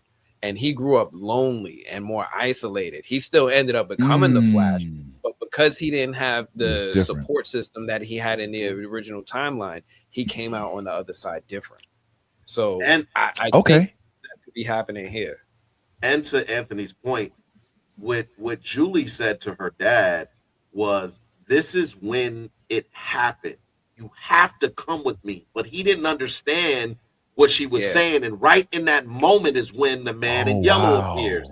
So that, like, if she's referring to that moment where the man in yellow appears, like, this is when it happened. Like, she ultimately could be trying to change that event from him showing up, because once he shows up, catastrophe befalls the From Town. And that's what kind of this season seems like it's loading up to be. It's just a whole bunch of catastrophes happening within the town. Now that you have this shape-shifting individual that we don't know who, like, because remember he told Jim, I always liked you, Jim. You tried so hard, which means he was present in the town to know Jim. You had to be in that town. We just don't know which face you were wearing. I disagree with that. Why? Because he was on the phone. He might just have a way to hear everything. Yeah. There's a lot of supernatural things going on, right? There's people giving voices in people's head telepathically. There's kimono women coming out wet for no reason, not even near no water. There's a lot of weird stuff happening. I think he just is able to hear.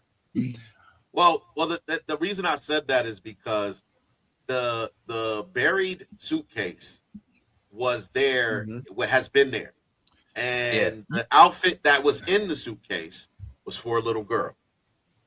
So I believe that suitcase, which we talked about, Anthony, I believe we've seen that suitcase before, and I believe that was the suitcase that what's the older guy that has like the kid mentality? Victor. Victor. I believe that is the same suitcase that Victor opened up that was in the car that had all of the pictures and all of the other stuff.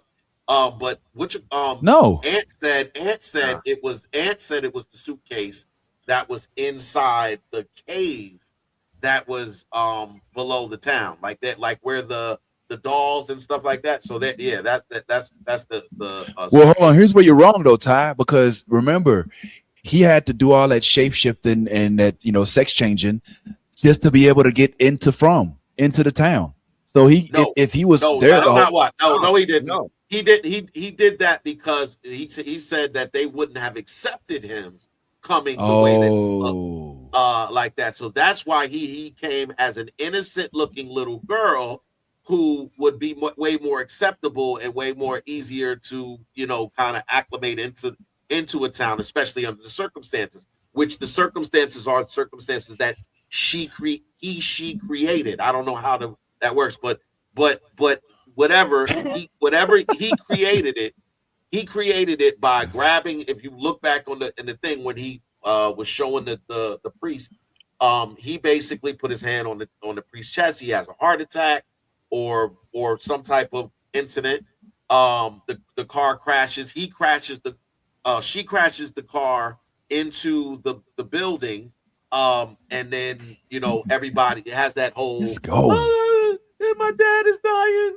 Save me, my dad. So I think this is just another way of manipulating the circumstances and making everything be the way that he wants it to be. But yeah, you're right. I'm speculating in terms of him being in the town before, but I just felt like he might have been there before. Am I the only one that think that the lady in the kimono is kind of hot? Yes. I don't know. They shouldn't be giving you liquor in the media. They should not. I mean, for a dead ghost, she's not that bad. I mean, I give her a solid 4.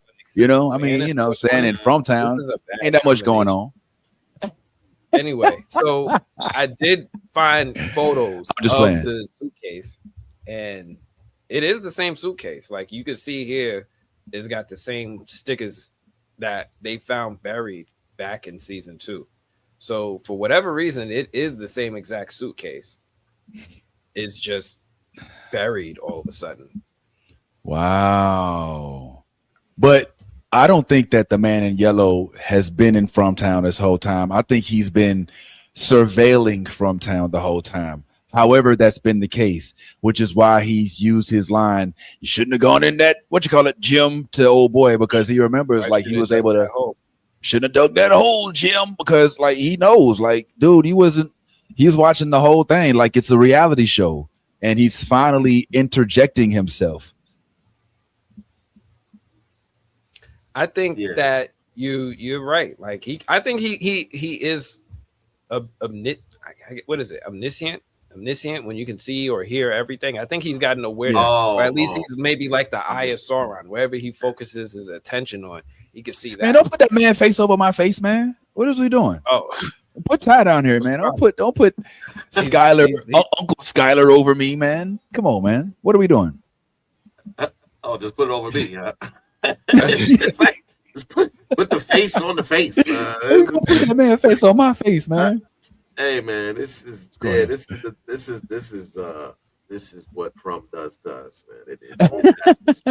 It has this. It's like because this is such a great show, man. But it's so this is so wild in terms of the way that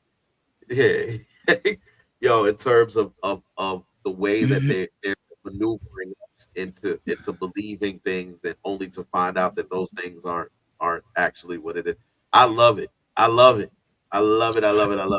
while we love it on stuff, can I really quick, I know we've already done this a multitude, a myriad, a plethora of times since we go on SAT words today. But Harold did it again, man. He never stops giving on the acting tip. Whenever he broke down and fell into what's his son Ellis into Ellis's arms. Yes. And I believed every word of that shit, bro. And it's like, holy shit, how does Harold pull this shit out of his ass every season? Like he goes through all these different phases, and I believe every single one of them. Like the dude he's to the point where he's picking out, like Ty said, bullets, because it's a better option for people to put it in their head than to get stuck getting ate by ghosts out the woods. Because this dude sat there and watched his son's future wife give birth to a man-child with a smile, and he's like, yo, I don't know how to fight. I don't know how to fight this shit. He's like, I don't even know what to do. He's like, what we got to do is just get a bunch of bullets and get ready to take ourselves out. And he was at the brink. He's like, yo, son, he's like, your mom? He's like, I couldn't even save your mom. You know how I'm supposed to, the writing, bro. Come on, man. That scene goes hard. Yeah. This man broke down. Yeah, that wasn't the brink, by the way, Vince. I think that was the You think brink. it was when old girl? No, you think it was? No. I absolutely. That absolutely was the whole reason why that scene was so important. Because remember, and I brought this up in the interview with Nathan, is the fact that for so long throughout these seasons, we've watched Harold be the light, the beacon of light that everybody in FROMville follows because he's the one, not just because he's been there for a long time, but also because his blood was at the time was the only defense that we thought we had. You know what I'm saying? Like once we found out his blood kills those things, oh man, my blood is your blood now, motherfucker. Yeah. But it makes him special. It separates him from everybody else in the town. Like now your importance becomes like you become the most important person in town. Like you're our only defense. So you're keeping you alive, keeping your blood flowing is the most important thing we need to concentrate on whilst we're here. So for me, when he cried in his son's arms, that was him. That was so real. Just finally giving up and just letting his emotions just totally flood. And because for think about it, throughout that whole episode, we saw a ferocity, a furious nature after he came out of that hole. After he came out of that hole, and Kenny was like, "Hey," he was like, you know, he yelled at Kenny. I was like, "Oh shit, he about to fuck Kenny up." Like Kenny, like you like my play son, you ain't my real son. They got to put these paws on you. You gonna know what's up. So like I felt that in that moment. I felt that. I was like, Kenny, hey, that like there's a line that we should cross sometimes. And so when you see him snap into these moments, that's why I had to ask Nathan, like, yo, when y'all are seeing Harold crash out like this on set, is everybody like, all right, let him cook, just stand back because you don't want none of that. Like that's a real thing, because when you see a person like Harold Perrineau, who you know, because I first encountered Harold on Oz. I don't know for those who watch Oz. Likewise. And he in the wheelchair. He was mad. He was the narrator of the show. He was the narrator of the show. Also played in the show. Also and he was phenomenal. He was phenomenal. Yes. So I already knew then what we was working with. But this is 20, 30 years later, and he done had some acting jobs since then. So he's only better, is what I'm saying. And so when you see him tap into that veracity on screen, and you see him like, you like, oh yeah, he about to put a bullet in everybody's head. Like, you know what I'm saying? I don't know if that's what he was going to do. I feel like he was just. He might seem it seemed like he might be the one who's willing to do it. Yeah, right. That's crazy. Listen. First of all, Vince, the man who controls the shells controls the shots. And so it feels more to me like cyanide pills. You know, like rather than going down as a beast, I mean, getting tore to shred by the beast, that everybody has the opportunity, if need be it, to take their own life if they should want to. I don't think he's going around to put bullets in the heads of everybody like it's Walking Dead season 5. I don't think that's what it is. Let me tell you something. That man went in there and asked how many people in the town. When he found out, so they could hold on a second. Let me tell you, because you're missing. You're adding your opinion, and I'm adding the facts. The facts are, oh my God. He said, hold on, time out. I'm just saying. He said, I refuse to watch everybody get torn up in the town. I'd rather do this than watch everybody. That wasn't giving nobody no choice. When he pulled up in it, hold on. When he pulled up in there to grab those shells because he had come to the conclusion that there was nothing that could be done to save them. He has now tapped into the idea that all hope is lost. And that's how he was moving. So you really feel like he's on some Jim Jones, like David Koresh type shit. Like if they can't have you, then I disagree. I don't think it's the have you thing. I think that what you're not acknowledging is the fact that he watched Kenny's mom get torn from shred to shred right before his eyes. So you really think that he gonna go in there and put a bullet in that little boy head, like the little boy? I think you really think that he would everybody's head, bro? Like, wow, you wilding. First and foremost, he shot and killed his wife, man. She was being attacked though. No, she wasn't. She was attacking. No, she wasn't. She was attacking people.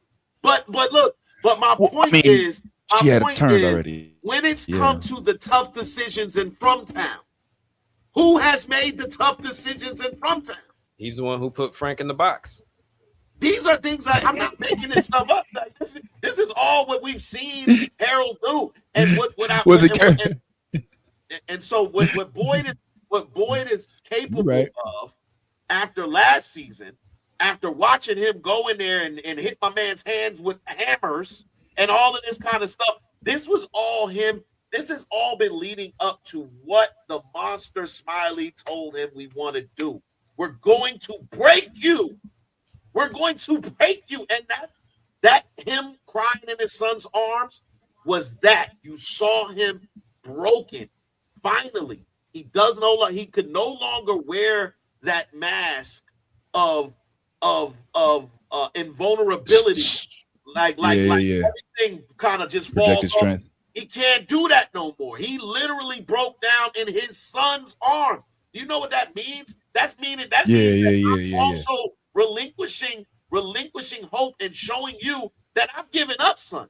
I can't take it. I need you to lean on right now because I can't do this no more. Didn't he give us some version of that last season too? Like low key, right before we found out that the blood was working. Yeah, he was kind of at the point of the breaking point as well. And I felt like he's kind of been leaning this way for a while. But either way, I just don't see Harold going in to the kids' rooms and shooting everybody because they don't have no other choice. I just feel like that's crazy talk. But I'm sure in his mind he was going to think he would rather the blood be on his hands than theirs. But that's crazy. Like he's taking away their own choice. Think about. Remember when that girl had the rod in her head? Yeah. Remember that girl that had the rod in her head tied up to the tree? And when he found out what was going on, he was like, all right, y'all could go ahead and leave. I got this. Yeah.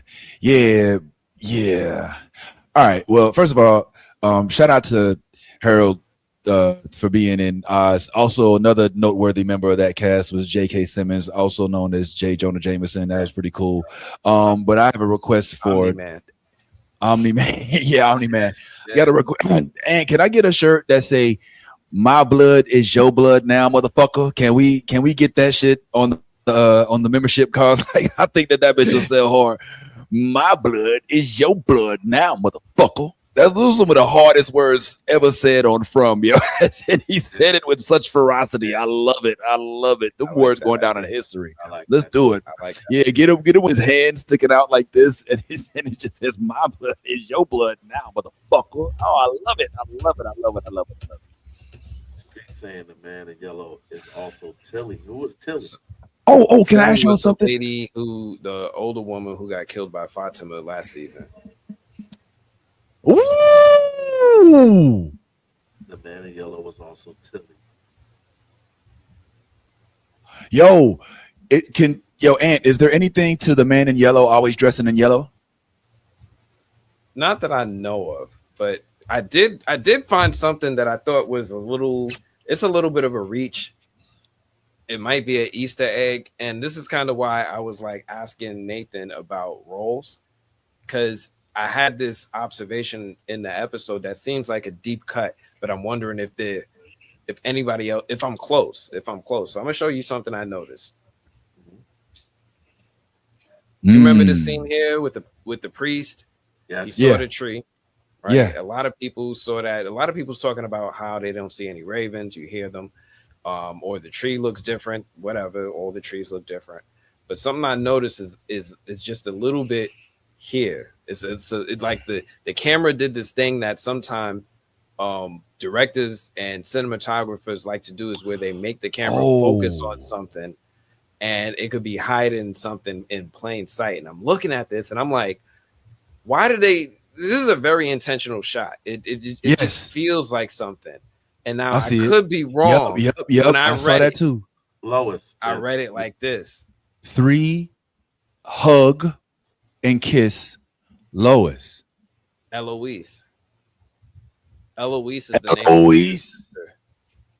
Eloise is the name of who? Victor's sister who died. 3 Eloise. and kisses for Louise. Come on, Aunt. Come on. I'm sitting here and I'm like, all right, let me look at the priest. How old is the priest? Does he look like he could be like Tabitha's age? He looks like he could be older than Tabitha. But then again, well, I mean, how old is Tabitha? We don't even know right now. She's got to be 40. I mean, Miranda died 40 years ago. Because isn't she been here forever? Miranda died 40 years ago. And if she's a reincarnation of Miranda, then that's the closest thing we got around to. that. Yeah. Damn, so man, like, Marlon's 2-1. If Miranda died 40 years ago and Eloise died on the same day, wouldn't they now be the same age? Woo! Yeah, that's a good catch. Jesus. That's a good catch, man. That's a really good catch. So I'm like, is this? I don't know. I could be wrong. It looked like I could be reaching. No. Did you make that graphic, Ant? I just I wrote the yellow text over it. Yeah. Yo, and the XO is deliberate, because I mean, remember back in high school and middle school, we used to, write notes to, to XO, girls, and then they put like XOXO at the bottom. So if it was meant to be something that was not something disheartening, I don't believe it would have been the XO part. So you were fucking blowing my freaking brain into small pieces, my dude. Like, holy fuck. Like, look, I was talking to my wife earlier. I was like, yo, I'm supposed to talk with Ant a little later. And Ant is the type he watched From. He'd be like, all right, you see this mug in the background? You see how there's a little chip on it? All right, well, that chip, the name of the writer's daughter has a dog named Chip. And you know what I'm saying? Like Ant goes like deep, like you just gave me chills, yo. You just literally gave me chills as fuck, yo. Hey, whoa. Hey, yo, and the comment section just brought up a really good point too, because we don't know that Eloise actually died. Yeah, that is like good catch there. Is that Crystal Lisma? Christ. That's great. Christalism. Christ. Yeah. Talisma. That's what I was saying, but I don't know. That's a great catch, but we don't know for sure that Eloise did die. They definitely alluded to it though. And if that's the case, Eloise could be the same little girl. the same girl. Like this could be the same. You know what I mean? Like there's a lot. This is the thing about man. From it, once you catch things like that, now it just opens up a can of worms. Now we over here trying to figure. It's like, whoa, this is definitely something huge, though. Like that's a good catch right there. And that's definitely huge. You know, I'm just wondering about the whole role thing and people coming back, and if people are filling roles, and how many people actually fill a role. How many roles need to be filled? Like, not everybody in town, not all 47 people. I would hope not. But and another thing too, the threes. Remember the number 3 is very, very important in From Town, because apparently there's the threes that they come in threes or something like that. They come in threes. So that's a good catch. Look. Initial. Let's just talk. That's down. Now we got to go back. Initially, the first 3. Yeah. Let's talk about the first 3. I would say that the first 3 were Victor, Ethan, and Julie from season 1. Okay. Let's say season 2, the next 3 or whatever is old boy with the scar on his face, right? Mm-hmm. Julie. Mm-hmm. Or excuse me. I take that back. Season 2, because we know. I had to get it. No. Because season 2 is Sarah, Elgin, and who was the third person? Sarah Elgin. Because remember, Elgin had the vision. Sarah had the vision, or someone was talking to her. Hear voices. Yeah. And so, who was the third person that season? See, I'm trying to put the threes that are actually either feeling something from town, hearing something from town, or somehow being put in. Yes, it's Julie, because Julie was hearing voices. She kept saying she can still hear the voices even after the cicada creature, after they woke up from it. So, but so did Randall. So Julie, Randall, and Sarah. Or what about Elgin? Now we live in Elgin. Well, Elgin had a dream. Elgin had a dream. He didn't actually. But he had it on the bus when he came into the town. Like he felt it. He felt something, and then he also had the relationship with the Komodo lady. So what I'm saying is, after that, then we get Randall. Then we get your boy who was in the car that smokes weed. My man, Jade. And so we got Jade, Randall, and whoever was that in that third. Toby. So like these threes, these pocket threes, I'm thinking that like this is the number 3. We got the Eloise or 3 hugs and kisses for Luis or Eloise or however you want to look at it. But that number 3 is very important somehow in terms of FROMville, I believe. But this is definitely a good catch right here, man. And now opens up the can of worms. Like I said, now we're gonna be definitely going in on this. Like, what could this mean? But how could this mean? But this series, oh my God, this season just started too. This season just started. We only one episode in. Elgin say by episode 5 and 6, it's just I want to see episode 5 so bad. I've been hearing good things. Tie game 2-2.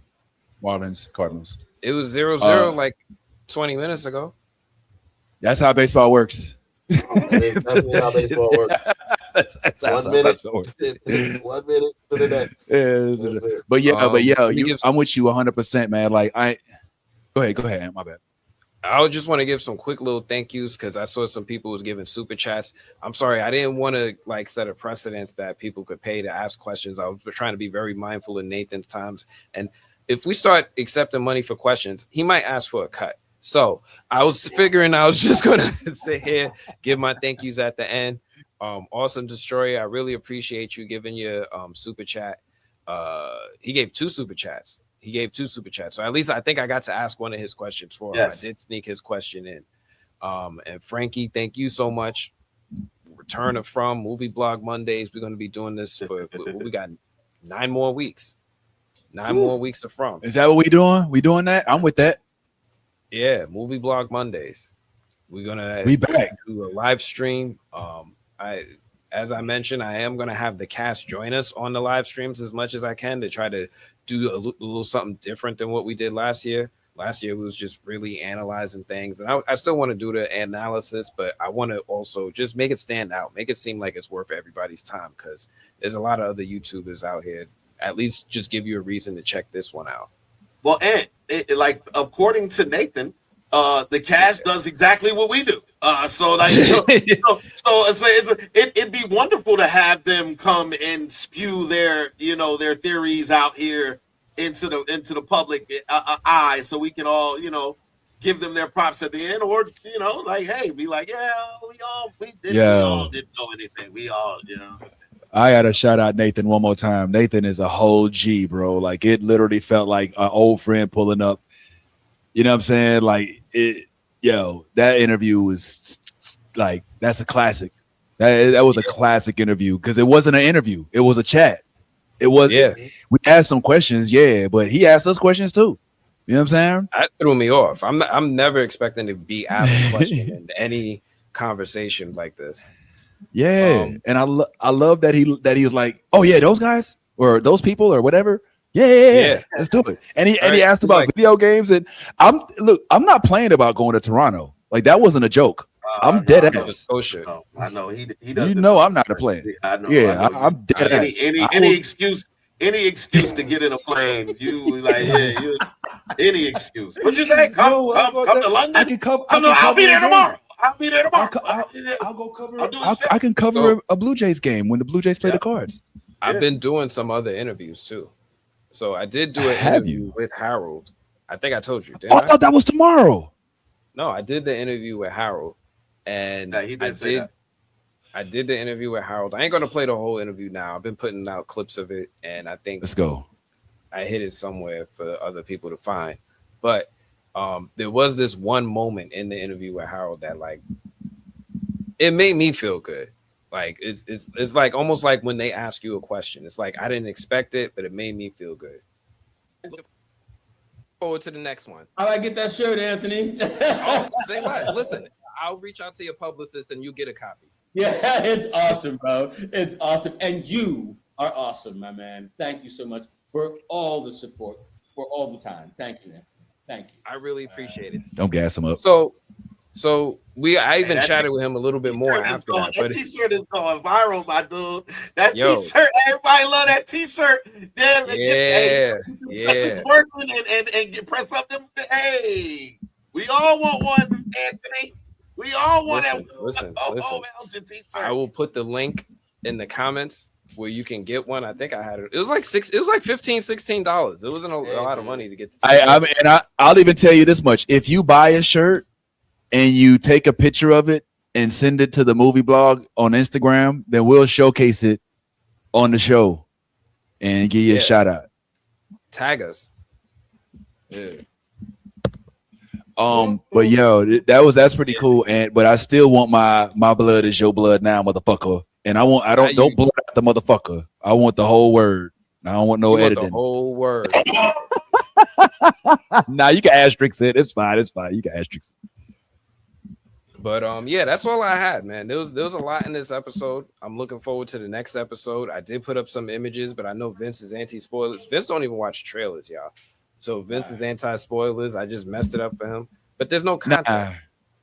Yeah, it is. You can find it. And somebody like you who reads breadcrumbs, please. Nah, man, come on, man. What are you doing, man? What are you doing? Yeah, that's all I have for this one. Thank y'all all. Yo, Vince, Ty, thank y'all for coming through, talking with Nathan. Anytime, brother. Anytime. Yo, we love it, man. For all of you out who don't know, we're going to be going live again on Saturday. New Blurred Order. What is it? Every Saturday at 10? Every Saturday, 10 a.m. Eastern. Well, we will talk more about this interview today. We'll play clips from this interview, other clips that Ant will permit. And we'll talk about a few other things going on, like Daredevil. If you follow Daredevil, Invincible finale is this week. Monarch finale is this week, and the Darth Maul, which did come out today, which we didn't talk because we wanted to because we shifted our focuses. We'll be chatting on that as well, but we'll definitely continue some of the From speculation.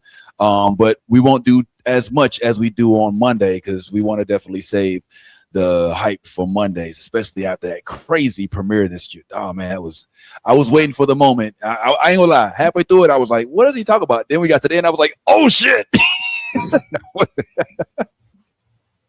Yeah.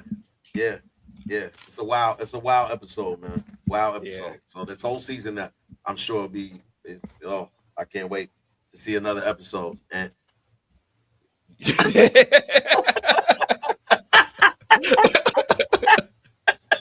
Yo.